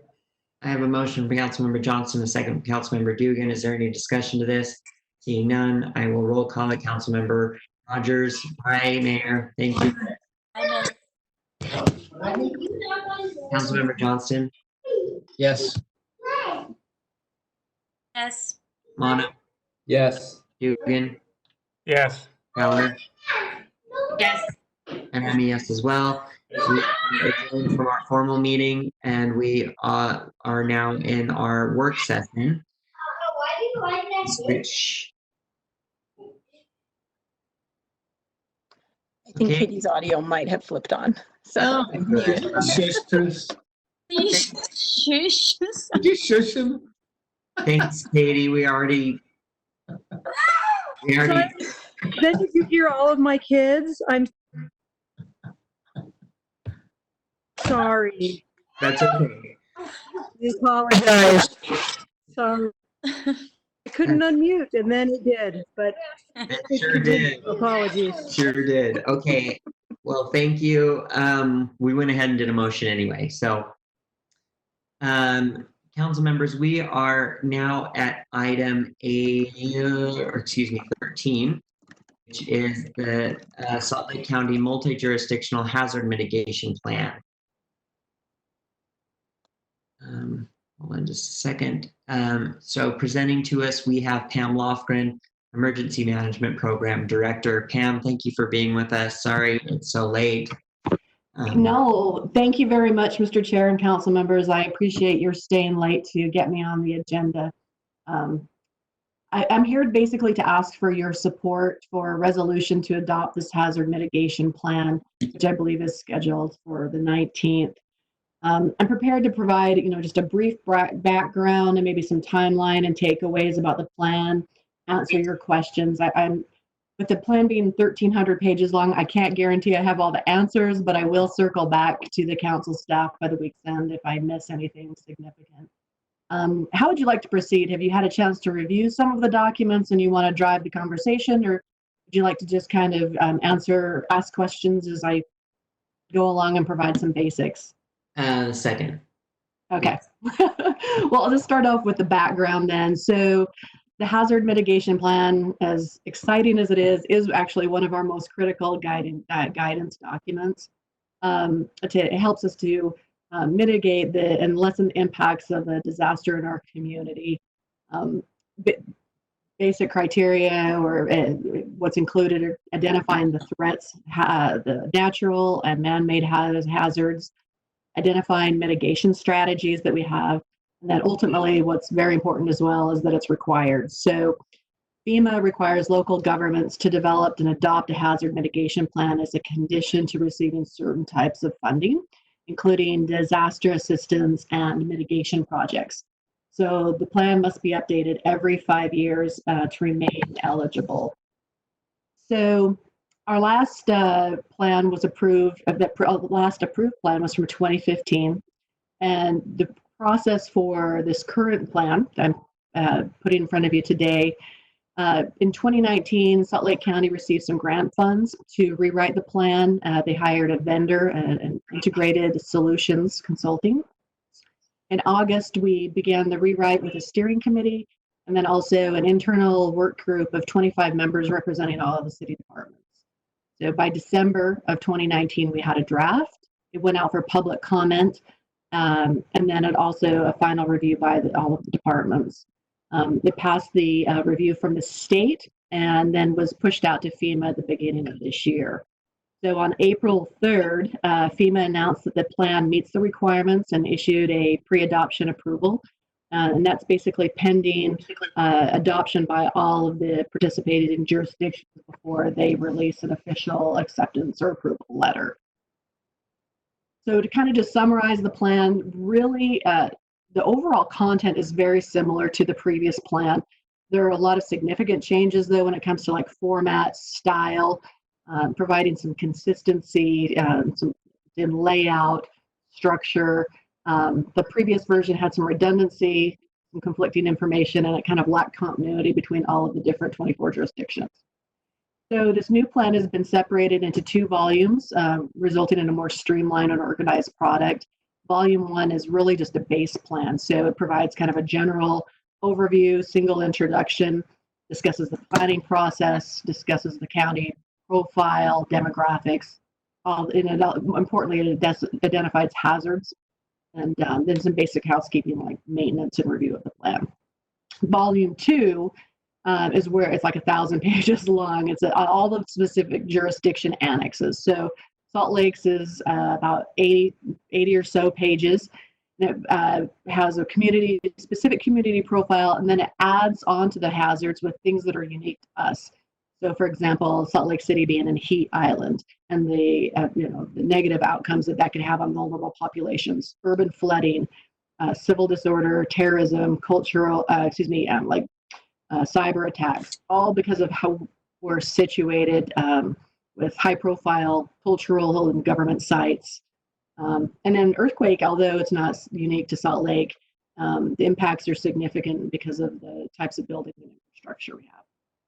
So if I had to say the two most important takeaways at this point in time for the plan, there's number one, identification of the hazards, and two, identification of the mitigation projects. So these are really heavily tied to funding. So for example, if we had a tornado and tornadoes were not articulated or listed as a hazard, that would be problematic for us to go back in and get assistance for that hazard. And under the projects, if we had, say, a seismic improvements needed for a bridge over the Jordan River, if we wanted to apply for a grant to get funding for that project and it wasn't specifically outlined as a project in our plan, that would also preclude us from doing that. So those are the two really big takeaways. I would say when you were looking for some light reading, on page 479 is when the tables start of our mitigation projects. Salt Lake City had 23, if I counted correctly, new projects for this plan. One was Fix the Bricks, and then even though that's been ongoing, it started just a couple of years ago. And then the others were fire mitigation projects, and then projects from public utilities on infrastructure. So those are very important. And then also there's tables following that just kind of talk about our ongoing efforts. So that's basically, in a nutshell, the plan. The only other thing I would add to that is additional recommendation. It's important to have for all the reasons I mentioned, but I would like to see the city use this plan moving forward to make informed decisions about our mitigation efforts and grant applications to ensure that the limited resources and funding opportunities are directed towards projects with the most impact and are in line with our city priorities. I don't know if that looks like a grants review committee or some type of clearinghouse, but something that puts some order to things and maybe eliminates some internal competition for grants, especially at a time when we can anticipate maybe those funds diminishing in the coming years. So I apologize I rushed through that, but I know that you're probably ready to start finalizing your day. And I'm happy to answer any questions that you might have. Council members, are there any questions for Pam? I don't see any. Pam, can you just tell me the page number again where Salt Lake City's programs are outlined? Yeah, so it's volume 2. And volume 2, the annexes are 423, I think, is where our pages is where the city annex starts, and the 479 is where are the tables where our identified new projects are that were provided by the city departments. Okay. Okay, thank you. Mr. Chair, I have one question. Councilmember Dugan. Does this help us get any funding for like a program like Fix the Bricks that will take forever? If we have this mitigation plan, does it provide any funding or provide us any help to get more funding for it? Well, it doesn't specifically provide us with more funding, but what it does is ensures that we're eligible to apply and receive the funding through a competitive process. So we do have a grant application in right now. And so the timing, it's well timed to make sure that we're not excluded from that competition. Okay. Any other questions, council members? All right, I don't see any others. Pam, thank you so much for joining us. We really appreciate it. Do you need us to, do we need to take a straw poll on this, or are we okay just setting it on the agenda? Does anybody have any concerns with us putting it on a formal agenda for adoption? Okay. I don't see any, so I think we're gonna do that. Okay, thanks, Pam. Thank you.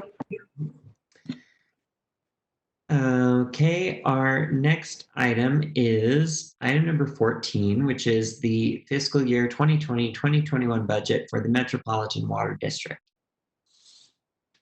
Also, Mr. Chair, may I? Yes. I'd just like to point out that apparently Anna transformed into a cat. Well, we Oh.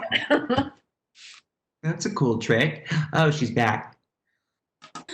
I'm listening. I'm sorry. I need to eat. I haven't had dinner yet, so I'm listening and preparing something real quick. Okay. All right. So with us for this presentation, we have Sam Owen from the City Council office. We have Laura Briefer from the Public Utility, or the Director of Public Utilities. Mike DeVries from General Manager and Budget and Finance Officer for the Metro District, and Tom Godfrey, the Metro Board of Trustee Chair. Thanks for being here, everyone. Sorry that we're having to hold this so late. We appreciate you being here. Sam, do you want to just give an introduction and then we'll pass it off to Laura or whoever wants to run the presentation? Thank you, Mr. Chair. I think that Laura tonight is going to introduce the district. That's my understanding. Perfect. Okay, let's. Director Laura. Good evening, everyone. Thank you for staying late to hear this item. I'm not going to do a long introduction, but I just wanted to briefly introduce Mike DeVries, the General Manager of Metropolitan Water District of Salt Lake and Sandy, and Tom Godfrey, the Chair of the Metro Board. I also see that Don Milne, who is also a member of the Metropolitan Water Board, is present as well. Mike is a friend and colleague.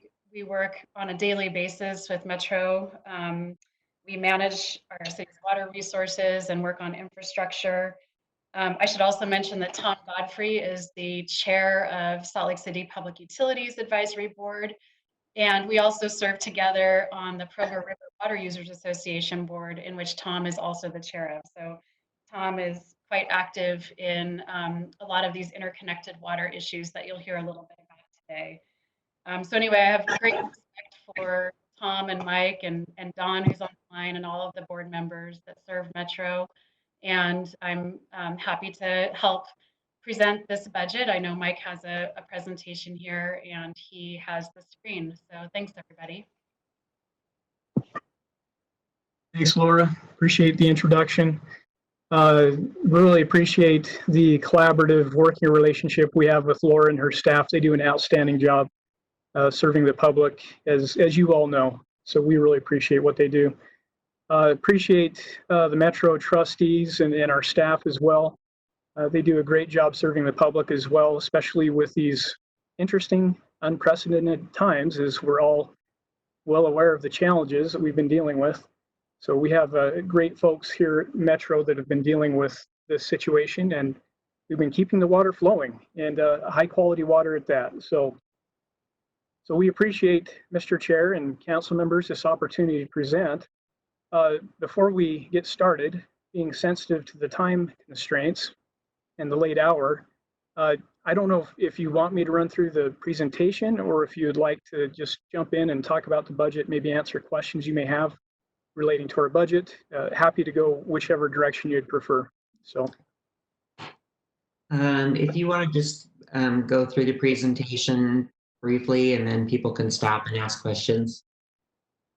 Okay, we can do that. Probably the best. And as oh, sorry, go ahead. Oh, I was just going to say that's probably the best, but you know, you don't need to go to a lot of detail about each slide. You can just kind of touch on the different areas, and then people can weigh in if there are specific concerns. Sounds great. Okay, I'll be as succinct as possible, and feel free to interrupt. And as you've suggested, we're happy to answer questions along the way, so please don't hesitate to interject. So with that, I'd like to just briefly give you an overview of who we are as a district. Some of this may be a repeat for some of the council members, but thought this would be worthwhile just quickly touching on. So our district, our water district, is a wholesale drinking water district established in 1935, primarily for the purpose of providing long-term water supply, reliable long-term water supply for Salt Lake City initially. So that was quite a while ago, and then fast forward to 1990, as I've noted on this slide here, Sandy City annexed into our district in 1990 to kind of deal with some situations they were having with water supply and also facility capacity issues as far as drinking water for their city. So they annexed into the district, and it's been a very mutually beneficial relationship between the Metropolitan Water District and these two great member cities, Salt Lake City and Sandy City. We have 7 board members, as I've noted there, so 5 who are appointed by Salt Lake City Council, as you are aware, and then 2 who are appointed by Sandy City, and they serve 4-year terms.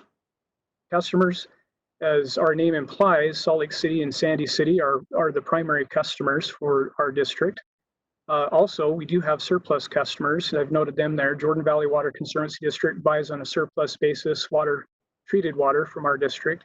And there are also surplus sales to irrigators and others.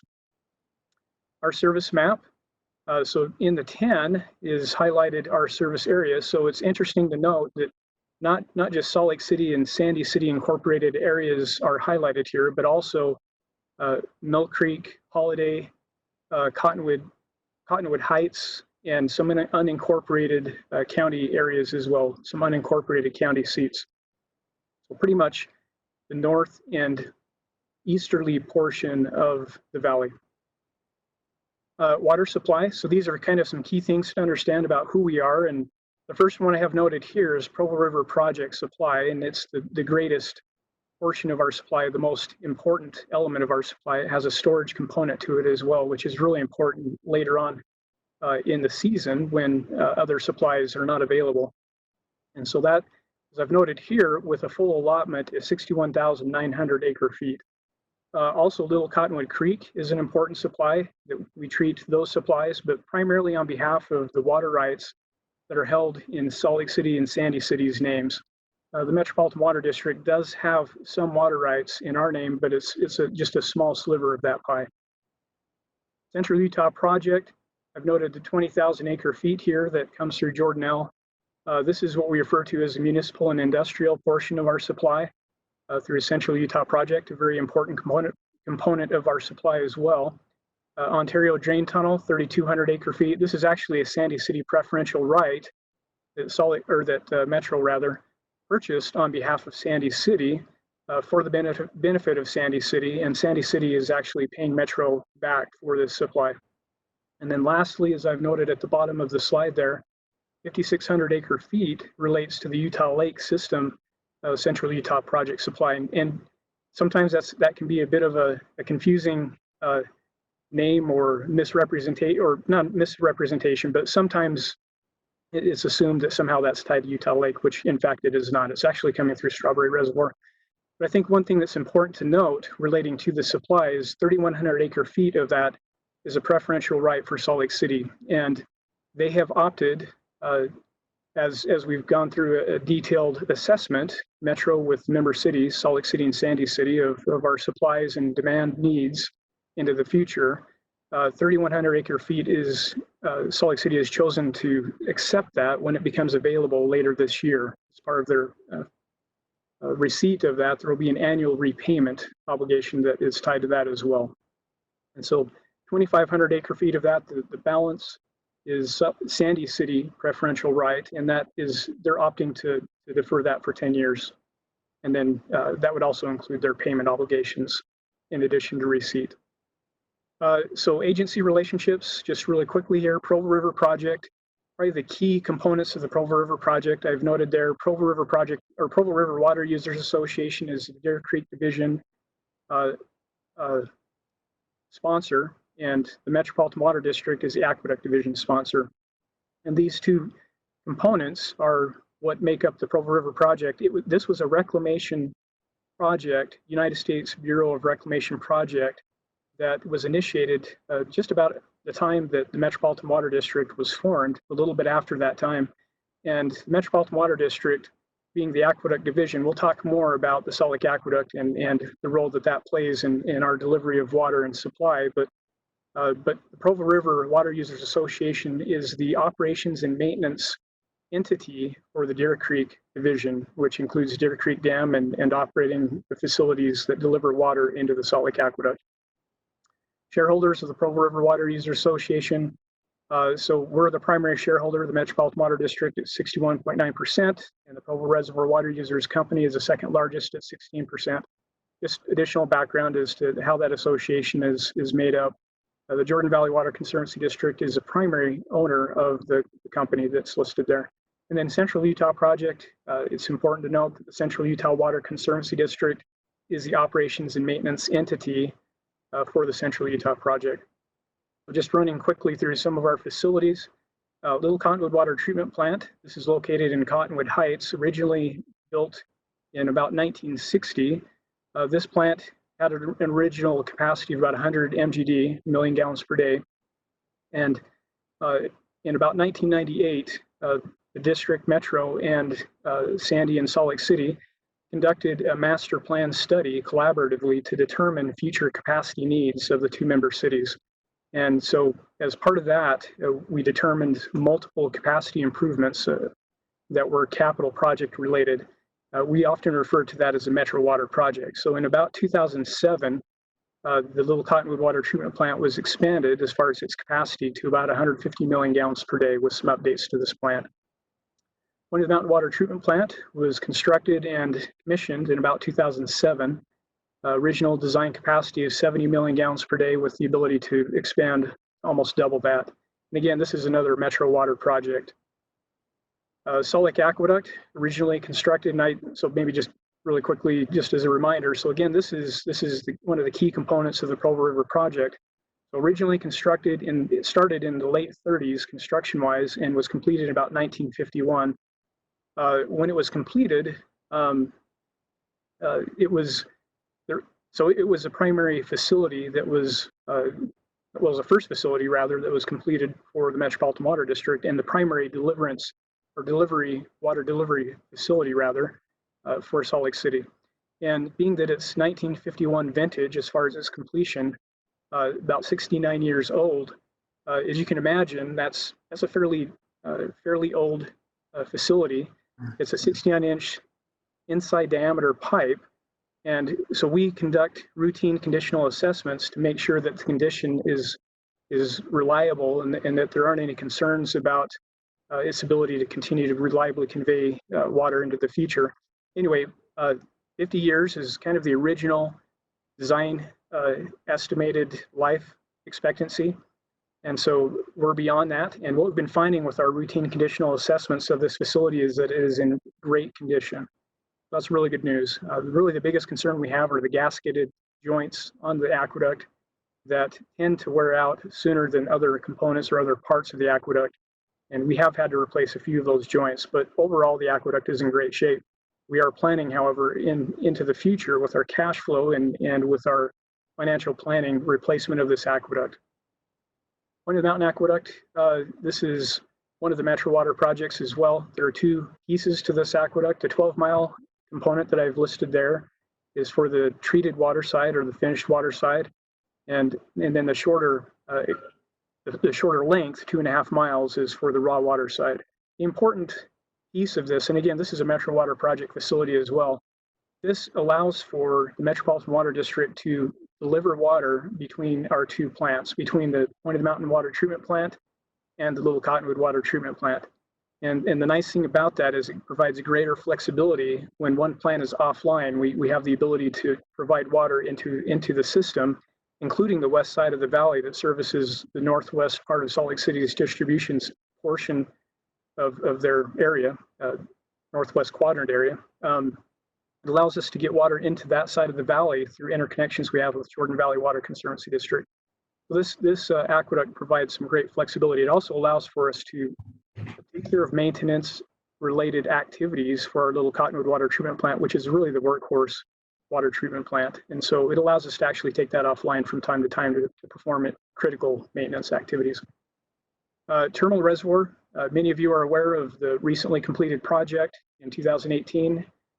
So this project was completed originally, as the name implies, it's the terminus, the end of the Salt Lake Aqueduct, and was originally completed as part of the Salt Lake Aqueduct construction in 1951. When it was constructed, seismic considerations were not part of the design and the construction. And as an example, the tiles, the ceiling tiles, each were supported by individual columns, but the tiles were not interconnected as far as reinforcement and stability. So if we had an earthquake or some sort of seismic event, there's a very good possibility that it could just all topple over like dominoes at the risk of surrounding property owners, flooding, and also at the risk of a reliable supply for Salt Lake City for fire supplies and other critical supplies. So the replacement of these reservoirs was really important for Salt Lake City and provides great value into the future and has greater seismic resilience. Jordan Aqueduct system, as I've noted here, Metro owns 2/7 capacity in the Jordan Aqueduct system. That includes the Jordan Valley Water Treatment Plant in Bluffdale area. And the reason this is important to Salt Lake City is this is one of the ways that the Metropolitan Water District, by way of collaboration with Jordan Valley Water Conservancy District, can provide water to the northwest portion of Salt Lake City's distribution system.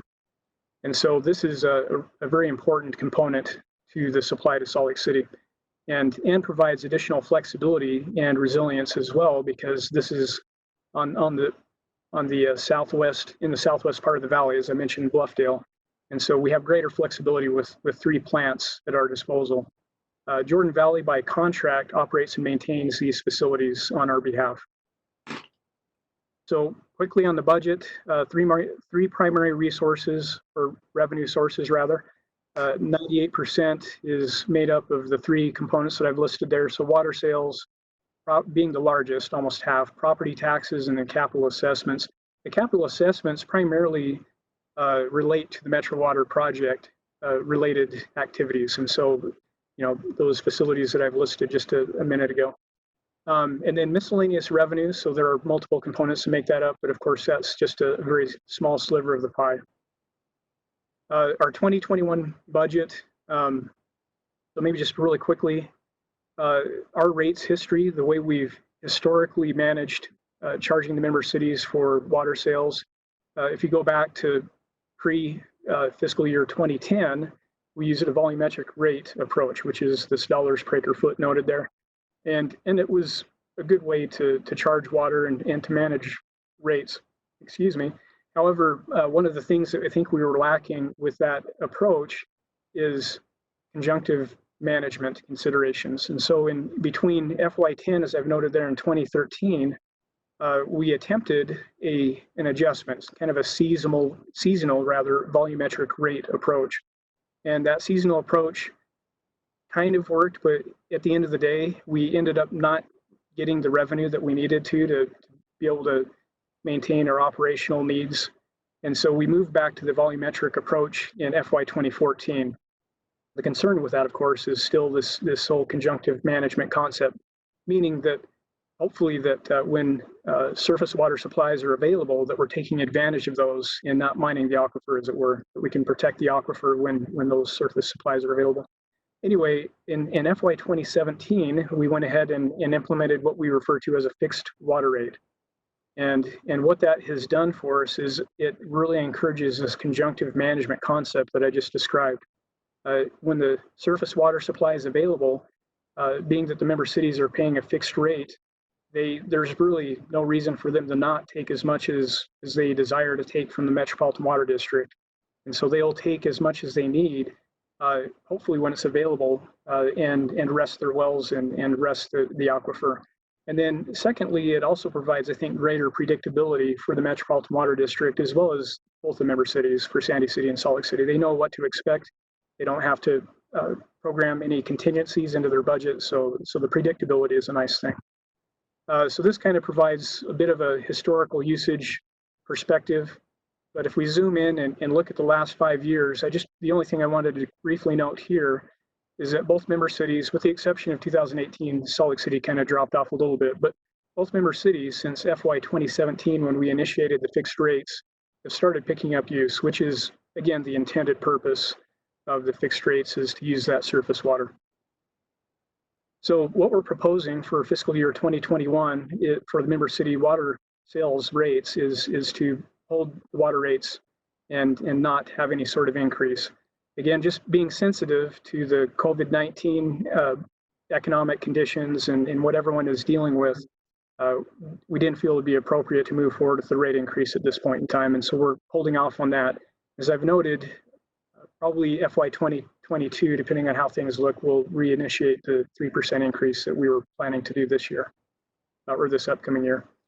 So that's the plan, is to not push any sort of rate increase forward for the member cities.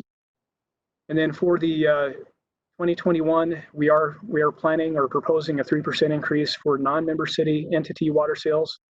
And again, this does tie back to operational costs, and we feel there's a justified need. And so this would be the surplus sales that I alluded to earlier. And we typically look for those surplus sales opportunities when we have ample water supply, and we look very carefully into the future to make sure we're not going to create some sort of risk for the member cities as far as their supply. So we're very careful when we provide these surplus supplies to non-member city entities. But at any rate, those sales help offset some of the costs for the member cities, and that's the intent of those sales. I've also noted here that we are not planning to increase the certified tax rate. We've been letting that erode over the last several years and plan to continue to allow it to do so. I believe Salt Lake City currently is at a 0.00289, I believe, just under 0.003, and our maximum rate that we can raise our certified rate to is 0.005, and so we're quite a bit below that. And like I say, don't plan to make any changes to that. No proposed changes to the capital assessments. Again, these tie primarily back to the Metro Water projects.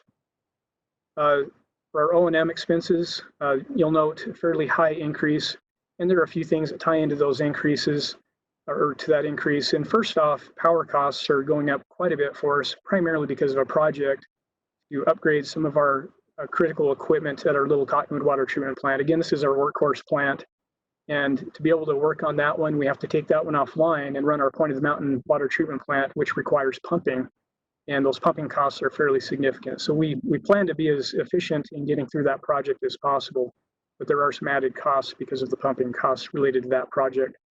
And then also, I've noted here, we've requested some additional employee resources based on staffing analysis needs as well as succession planning needs. We've requested 4 FTEs, and as I've noted in the second to last bullet item there, that these costs for the additional FTEs as well as any salary increases will require additional board approval after final budget adoption. And again, this is in light of the COVID-19 economic conditions and concerns. We don't want to move forward with any sort of approval until we have allowed the dust to settle to kind of see where the economy is and see how our member cities are faring. So at that point, our board would consider some sort of approval to take care of staffing needs. The other big component, and so I provide a separate slide for this one, is Central Utah Water Conservancy District related costs. And so these are primarily operation, maintenance, replacement, and reserve related costs. This ties to both the municipal and industrial. So this is a 20,000 acre feet, as well as Utah Lake System supply of 3,100 acre feet for Salt Lake City and 2,500 acre feet for Sandy. And so you'll note that first, this bullet item here, 44% increase for fiscal year 2021. That's a huge increase, $355,000, which for our budget is pretty significant. And then the following fiscal year, FY 2022, we're looking at an increase of about $115,500, so another pretty significant double-digit increase. So really what I wanted to kind of highlight here is over the course of 5 years, beginning in fiscal year 2017, we were at about $300,000 for the annual assessment then. Through FY 2022, the forecasted assessment is looking to be almost 1.3 million, almost $1 million increase over 5 years. So 324% increase, as I've noted there, which is just huge. We have been discussing these concerns with the management of Central Utah for many years now, and meeting a fair amount of resistance as far as their willingness to provide flexibility and how the timing of these rates are applied. You know, they've gone through and developed a capital improvement program and an asset management program, looking at all their facilities into the future. And while that's really good, we feel that for them to cash flow all of those in a very short period of time is really not fair to our district or to our member cities. So we continue to share those concerns with them, and we'll continue to work with them to see if they can spread these costs out over a longer period of time, but that continues to be a concern for us. The last two bullets I note on this slide, I think it's important to recognize what the total cost of all things Central Utah project supplies is, and that's that $5 million for basically 23,100 acre feet of supply for $5 million, basically.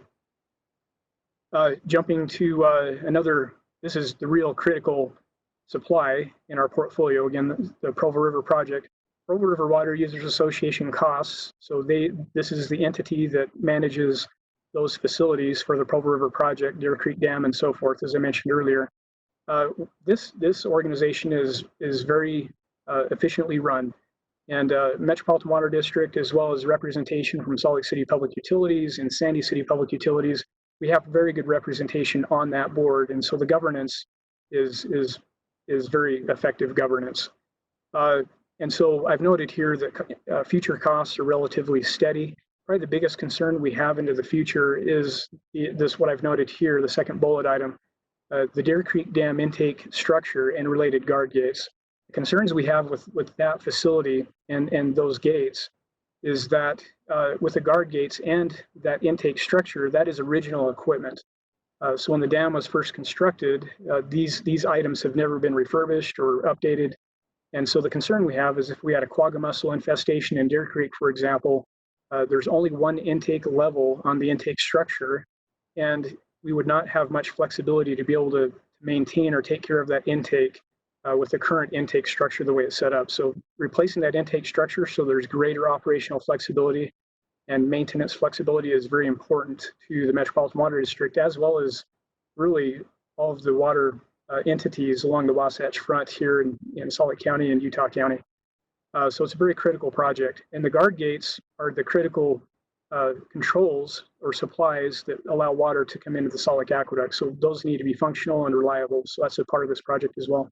So we have programmed, Metro has programmed into our budget what I've noted here, this $40 million estimated project with a 2022 start date with a 17% rather cost participation by Central, 25-year amortization, 5% interest rate, so on and so forth. 1.6 million estimated, and this is pretty conservative, but 1.6 million estimated cost to Metropolitan Water District to be able to help fund that replacement and that critical project. So that's one that we'll continue to watch and will be very important to many. And then also just noted earlier that it's a pretty steady 3% annually is what we're seeing as far as assessment increases. And then again, the total cost, last two bullets there of our Provo Association, Provo River project supplies is 3.7 million for 61,900 acre feet and holdover on top of that, which could be anywhere from 25,000 to 50,000+. So you can see that this is for the cost, it's a very effective and a very important supply. Really quickly on the capital expenses, we're looking at about a 7.3 million budget, 13.5% increase, which is primarily driven by the two bullet items that I note under the capital there. 572,000 relates to some SCADA controls updates at our Little Cottonwood Water Treatment Plant. And the SCADA is controls that the operators use to treat, monitor, and take care of our treatment processes as well as distribution systems. So it's very critical to what we do day in and day out, maintaining a reliable, clean water supply to the member cities. So that's that first component. So that's really important. We're moving forward with that. And then 224,000 is also related to, as I've noted there, the Jordan Aqueduct system. This is primarily related to a solids handling project at the Jordan Valley Water Treatment Plant. And again, that's our 2/7 responsibility for the Metropolitan Water District. That's not the entire project cost. A couple of other notes. We are finishing up an updated master plan. As I mentioned early on, our first master plan that led to the Metro Water project was 1998 vintage. So we're a bit past due on getting an updated master plan in place. And so we're looking to complete that this current fiscal year. And as part of that, we have an updated supply and demand study that we've carefully put together, working closely with the member cities, Sandy and Salt Lake City, to get input and understand their needs going through the year 2060. And so that ties into also this facility demands analysis to make sure that we have facility capacity capable of handling the needs of our member cities going through that time frame as well. And so this is an important step in looking at future projects to take care of reliable needs for the member cities. And then lastly, we have a comprehensive asset management program and capital improvement plan. The asset management program includes conditional assessment of equipment and facilities throughout our district, and also includes, as part of the capital improvement plan, a criticality and conditional analysis where we prioritize capital improvement costs so that we make sure we're addressing the most critical and important projects first. Debt service. So a couple of things to note here. Last year, 2019, we did refund our 2012 series bonds. And as I've noted here, we did achieve some savings, net present value 2.3 million, as well as cash flow savings that's noted there. And given the market conditions, we see potential opportunities for another refunding of this series as well as another series of bonds. And so we're watching the market, want to be careful with when we execute any sort of refunding, but given the market conditions, there might be an opportunity to save even more than what we saved last year. So we're carefully exploring those opportunities. Also, as I've noted there, we're not anticipating or looking to have any additional debt for FY 2021. Budget schedule. So our tentative budget was adopted April 20th by the Metropolitan Board. And then we'll have a public hearing on the 18th relating to our rates. And then the final budget is anticipated to be adopted on June 22nd, as noted there. Key takeaways, as I've noted earlier, we're anticipating a full allotment for the Provo River project. That's that 61,900 acre feet. So that's one of the key storage components. And we'll also have a full Central Utah project supply is what we're being told at this point. And so our supplies look healthy. And so we're in good shape as far as being able to meet the needs of the member cities this year and into the next couple of years. No rate increase from member cities, as we noted before. And the Metropolitan Water District is continuing to work diligently, as I've noted there, to manage our O&M and capital costs. And we do have some outside costs that are going to continue to be a challenge, and we'll have to continue to work with them. And I've noted that there. Investigating additional bond refunding, as I also mentioned a minute ago. And this lovely spaghetti mess picture of a SCADA upgrades project relating to this was actually part of our Metro Water project as well, believe it or not. It takes us kind of a little ways back. But with that, happy to answer any questions that you may have. And again, just really appreciate the opportunity to present the council this evening, and also would offer tours of our facilities if and when you have time and are interested. I've been on the tour. It's actually really interesting. So. Haven't yet. Mr. Chair, may I? Yes, Councilman Fowler.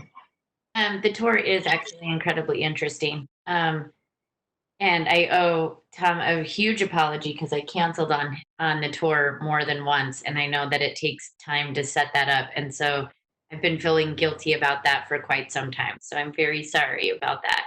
Thank you. Yeah. I'm not going to be pushing people for the tour this year. We're keeping our distance, but we still have 3 people to go. And Amy, if you want to come again, we'll take you.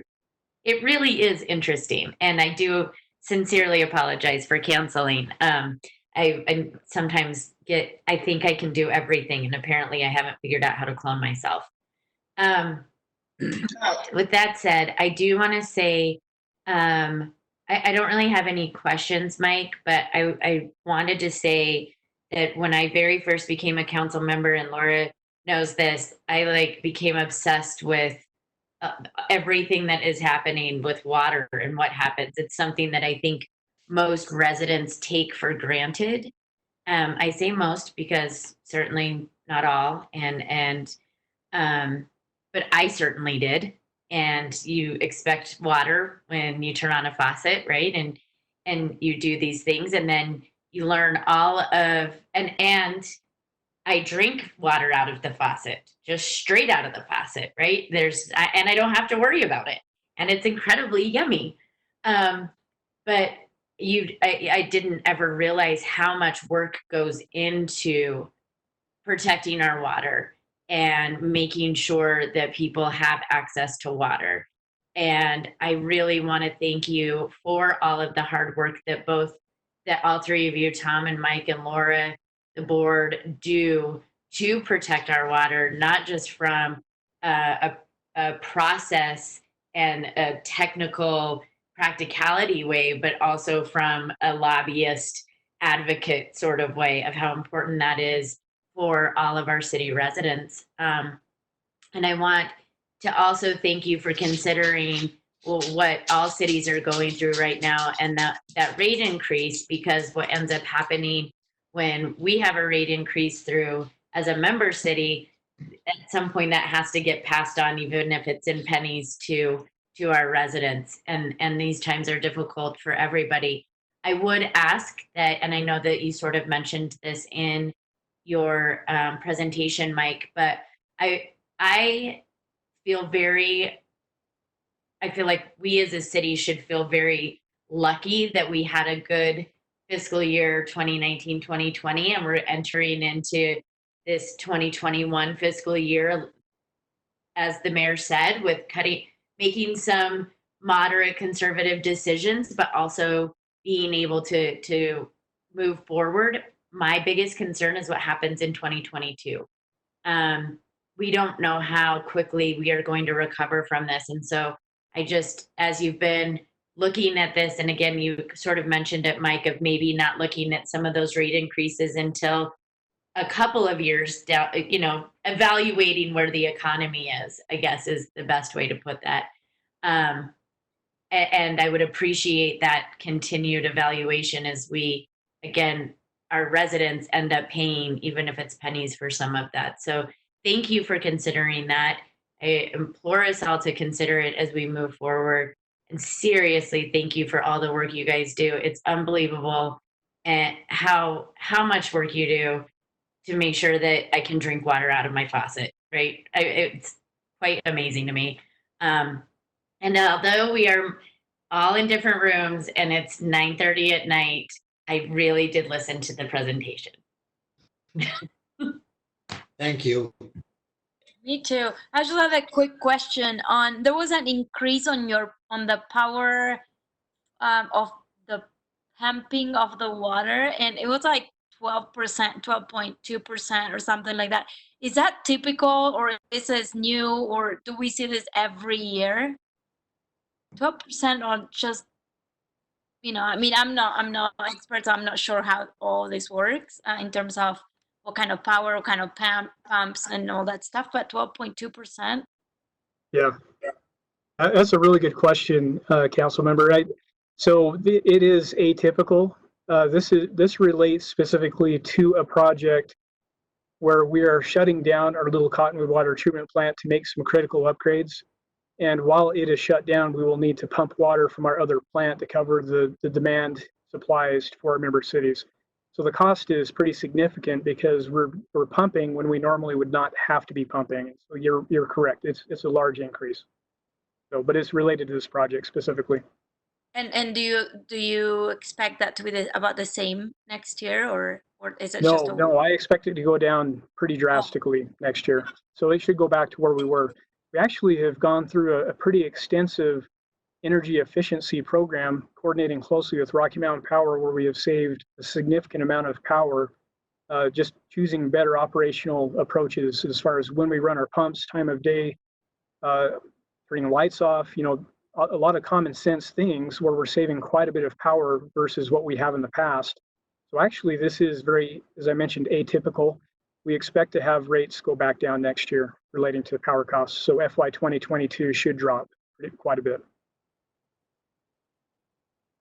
All right, thank you. Councilmember Dugan.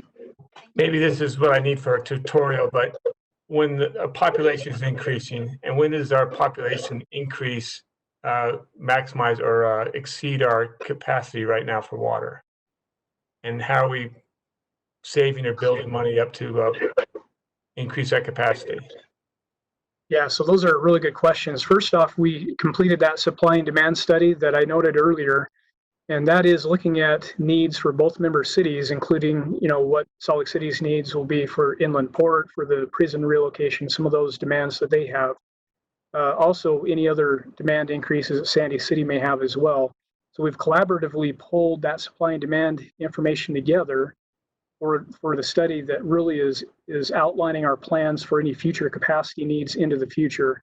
Part of what we've programmed into our capital improvement plan is costs associated with those demands as well. Most of those costs have already been met through Metro Water project, but there may be some additional costs as well that we're carefully vetting right now with both member cities. But yes, so we do have both the kind of the predicted growth for through 2060, as I've noted, as well as our planning of the capital costs that will relate to that growth. So I don't know if that answers your question, but. No, thank you. Yeah. Mike, I just had a question about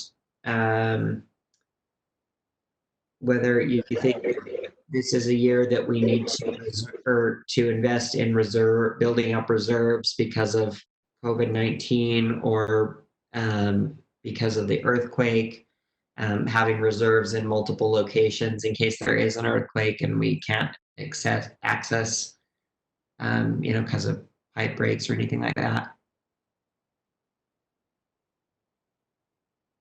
Sure. So one of the things that we have been doing as a Metropolitan Water District is we have reserves that are established based on policy. So our board policy establishes reserves for a variety of purposes: capital needs, emergency operation and maintenance related needs. We also have reserves that are established based on bond covenants, so our existing debt obligations, so the reserves established for that. And then we also have contractually related reserves as well that tie into, for example, the relationship we have with Jordan Valley Water Conservancy District. So we have multiple pools of reserves that we're carefully maintaining. And those reserves are also being maintained for the purpose of making sure that not just for the rainy day purposes you've noted, but also to be able to maintain good ratings with the rating agencies so that if and when we do go through another refunding as we are currently considering right now, hopefully we'll get to the best rate that we can get and have better savings ultimately. So I don't know if hopefully that answers your question, but that's. Well, just like did COVID or the earthquake change anything in terms of what we should do in terms of building reserves? I don't think so. I think our reserves are pretty healthy to begin with for this type of emergency scenario, whether it's an earthquake, pandemic, or whatever. We have a pretty healthy reserve for those very purposes, and those are kind of the policy-driven reserves primarily. And so we do have those reserves in place already to be able to address that need. So in the event, for example, if the member cities were not able to pay their rates, for example, to our district for a time, we do have cash reserves available to allow us to continue to operate as needed and continue to provide water to both member cities. Okay, great. Thank you. Yep. Council members, any other questions? All right, I don't see any. Again, Laura and Mike, and Tom, I appreciate you being available and briefing us. Mike, you have COVID rules on the dress. You do not need to wear a suit and a tie to the meetings. This goes for Andrew as well. You're allowed to take your tie off in a pandemic. And there. Yeah. Wait, oh, and Darren, yeah. Ugh, what is this? Okay. I feel a little more normal today. Don't hate me because I'm beautiful. I know, like, I probably don't even remember how to tie a tie anymore because of the amount of time that's gone by. But anyway, well, thank you guys. We really, really appreciate it. Thanks for hanging in there so late. Council members, that's the last item that we have on our agenda tonight, since we already went through the announcements. Do we need to motion to adjourn? Can we? I think we don't. I don't think so, because we're just in a work session. So, all right. Well, thank you, everybody. Thanks for tuning in, and Thank thanks you. for the long marathon run. You made it.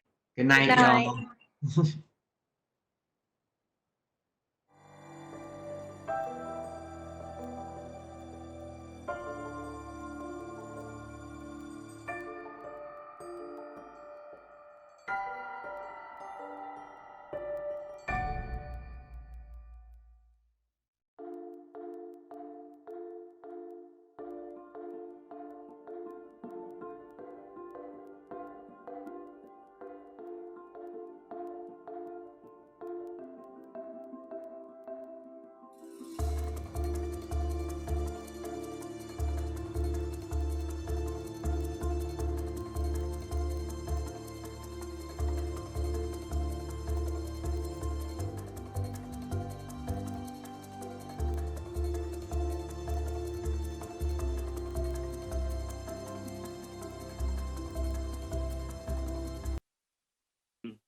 I'm hearing a lot of people asking questions about whether or not all COVID-19 related deaths because of COVID-19, or if they just had COVID-19 and may have died from something else, but they're being lumped in as COVID-19 deaths. There are people that have some questions about that. Can you clarify, are all the deaths specifically because of COVID-19, or are they just patients that have it?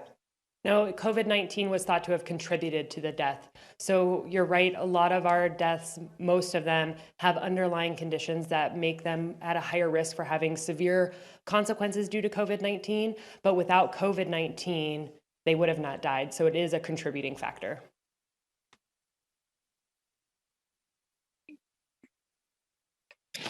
Hi, today's totals for testing reflect just 689 new tests over yesterday's totals. And I'm wondering what, if anything, the state has done to investigate the reason for the low testing numbers, and what answers have you gotten? Because this has persisted for a little while, it seems. Yeah, absolutely. So it's been several days that our testing counts have dropped. And so we are working actively with all of our testing sites, including the University of Utah, Intermountain, Steward, and testutah.com, as well as our individual providers, to ensure that they are applying the updated, more broad guidance. We're also talking to our on-the-ground public health practitioners who are doing the case investigations to better understand the demand of the population who wants or doesn't want testing. So there are a lot of factors going into this decreased testing rate. We are going to try to get that up because, again, in order for us to have a lot of confidence in our decreasing case counts, we want to make sure we're testing everybody that should get tested, because our policies and our public health interventions are based on these numbers. So we want to make sure that we have confidence and they're as accurate as possible. What have those providers said is the reason that people aren't getting tested? So when we talk with our on-the-ground public health practitioners, there is a lack of demand out there for some populations. You know, it's hard because at the beginning of this, we didn't have a lot of testing capacity. So we were telling people, you know, if you have mild symptoms, just stay home and self-isolate because it won't make a difference to your care. And then our testing capacity increased drastically, so we changed our message. So I think part of it just has to do with that kind of disconnect from the beginning of the outbreak when we had low capacity to test, so we weren't able to test everybody that wanted it. And now our messaging has switched. And so it's going to take a while, I think, for that to catch hold and make its way down, not only through the public, but also our healthcare institutions.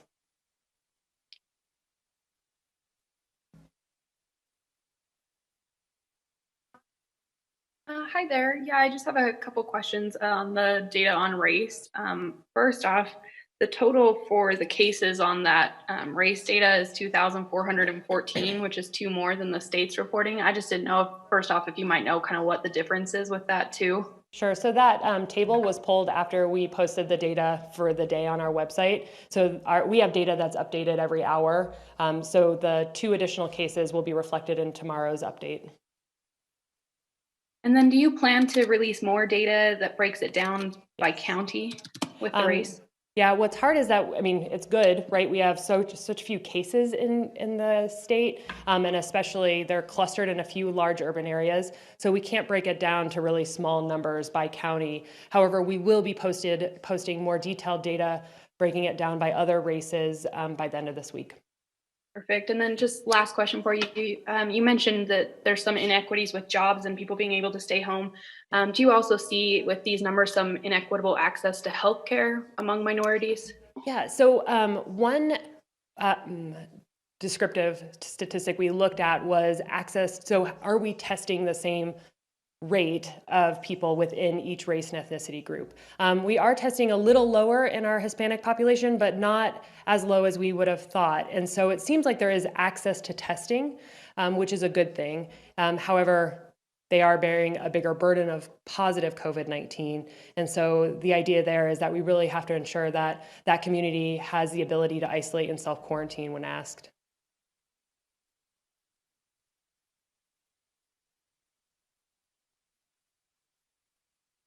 Hi, Dr. Dunn.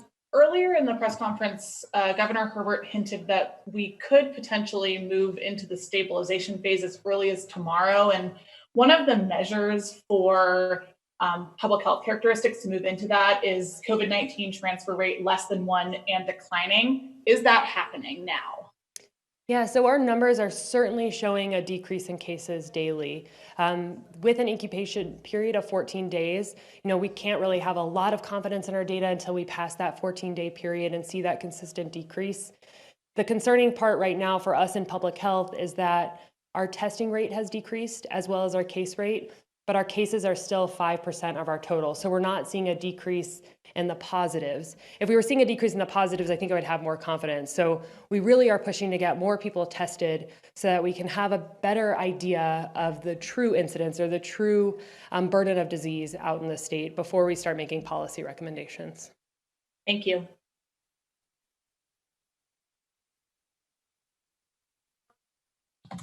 Hi, Dr. Dunn. I have a question about a potential surge in cases that Intermountain talked about today. I'm wondering how that surge was predicted, when it's predicted to occur, and what it looks like in terms of numbers.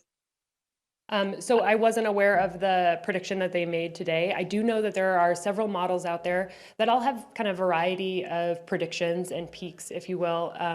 So I don't know specifically about Intermountain's model, but I know that one that was developed predicts kind of a surge in the middle of summer and then potentially again in the fall. With anything model related or prediction related, we try to just use it to help us plan for our resources moving forward and hope that we don't get those surges. But other than that, I don't have any details about the Intermountain study. Do you have an idea of those other predictions that say it will surge in the summer? How big will they be right now, according to the models? Yeah, I mean, there's a lot of variety from, several thousand to tens of thousands, but we don't put a lot of confidence into these models because some are helpful, but they all are unreliable because we have such few data points going into them. I mean, this was a disease that was just discovered in November and only entered Utah at the end of winter. So for a model to be very accurate, you have to have a lot of data going into that, and we just don't have that right now. Thank you.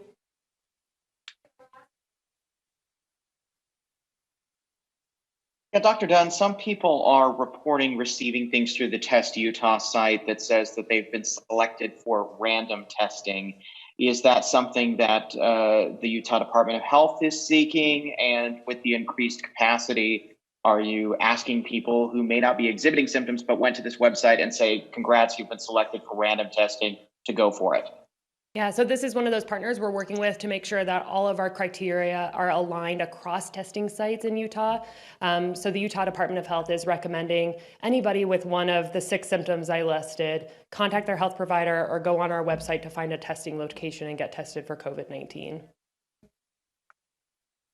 Okay, thank you very much.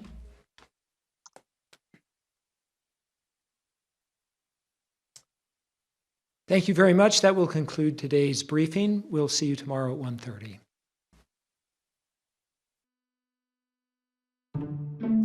If you're sick, don't go to work, stay home. If you're an employer, make sure you're giving your employees the time off they need if they're sick, and please don't require a doctor's note. Stay safe out there, stay home, and flatten the curve.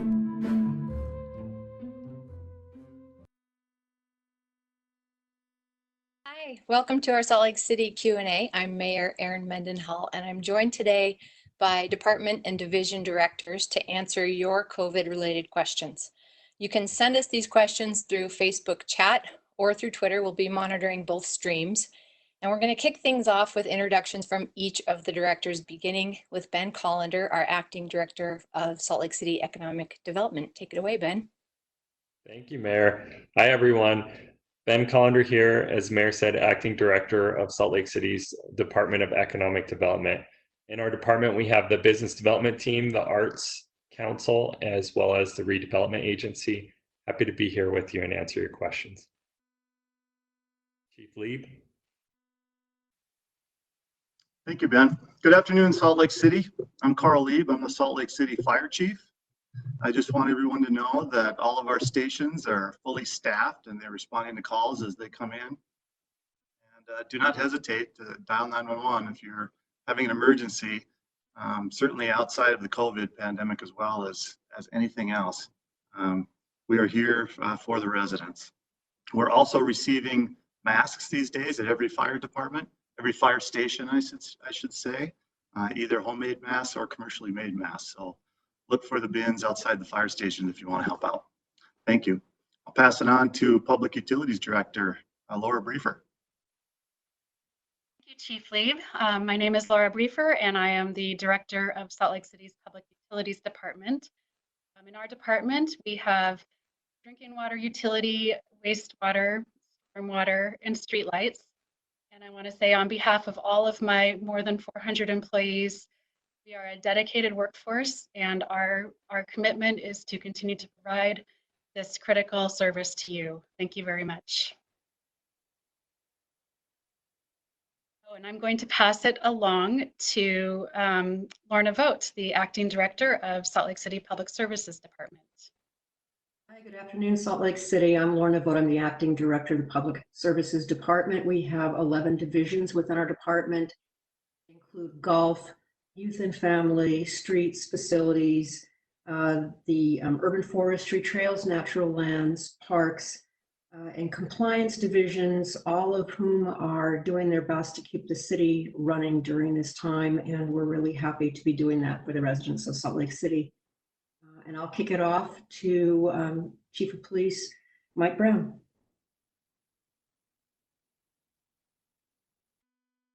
Good afternoon, Salt Lake City. This is Chief Mike Brown, the Salt Lake City Police Department. It's a great afternoon to be with you and hopefully answer some of the questions that might be on your mind. I want everybody to know that we're fully staffed, we're doing well, we're ready to serve. So if you need us, please call. And just so you know, we've been very, very careful. We started early, but we have no confirmed COVID cases within our police department, so we're doing very well. I'd like to pass it now to Pam Lofgren, who is the Director of Salt Lake City Emergency Management. Pam, take it away. Thank you, Chief. Again, I'm Pam Lofgren, and emergency management's role is to assist our government and our community to be prepared for response and recovery when disasters or incidents occur. One of our primary roles is to manage the Emergency Operations Center, where our unified command and coordination teams which consist of various departments throughout Salt Lake City, support incident response. And we're happy to answer your questions today.